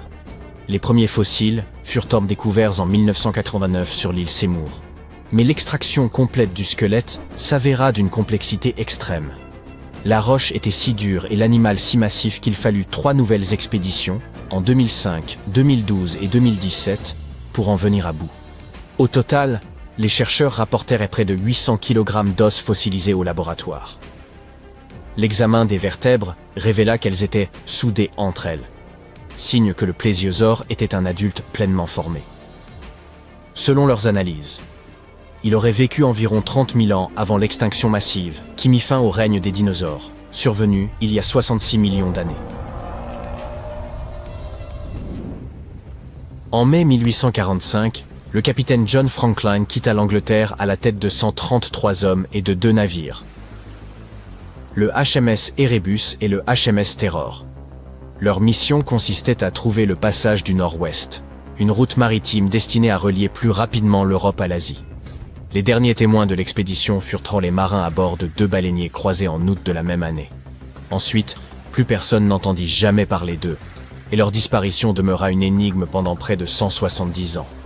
De nombreuses missions de recherche furent expédiées dans les zones glacées du Nord canadien, y découvrant divers objets abandonnés par l'équipage, ainsi que des récits poignants rapportés par les Inuits locaux. En 1847, une note retrouvée sur l'île du Roi Guillaume, rédigée par un membre de l'expédition, indiquait que les 2 navires étaient prisonniers de la glace. Ce n'est qu'en 2014 que des scientifiques canadiens annoncèrent la découverte de l'épave de l'Erebus au fond de la baie Wilmot and Crampton. 2 ans plus tard, le Terror fut localisé à environ 72 km de là. Malgré le temps écoulé, les 2 bâtiments étaient remarquablement bien conservés. Les archéologues sous-marins examinèrent les cabines et rapportèrent des centaines d'artefacts, permettant enfin de reconstituer avec précision les derniers instants de la tragique expédition Franklin. Un randonneur en montagne fit une découverte singulière en Norvège, dans une zone surnommée Horse Ice Patch, lors de l'été 2019. Intrigué, il transmit aussitôt les coordonnées GPS et les photographies de l'objet à des chercheurs spécialisés dans l'étude de vestiges archéologiques préservés par la glace.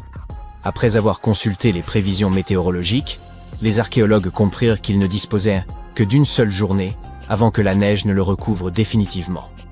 Ils se hâtèrent donc de récupérer cette sandale avant qu'elle ne disparaisse sous une nouvelle couche de glace, peut-être pour plusieurs années. La datation au radiocarbone révéla que cette chaussure remontait à environ 1700 ans. Outre cette sandale de l'âge du fer, les chercheurs mirent au jour d'autres artefacts, notamment du crottin de cheval figé datant de l'ère viking ainsi que des textiles. L'ensemble de ces trouvailles suggère qu'il existait jadis un ancien itinéraire à travers les montagnes, reliant l'intérieur des terres norvégiennes aux régions côtières.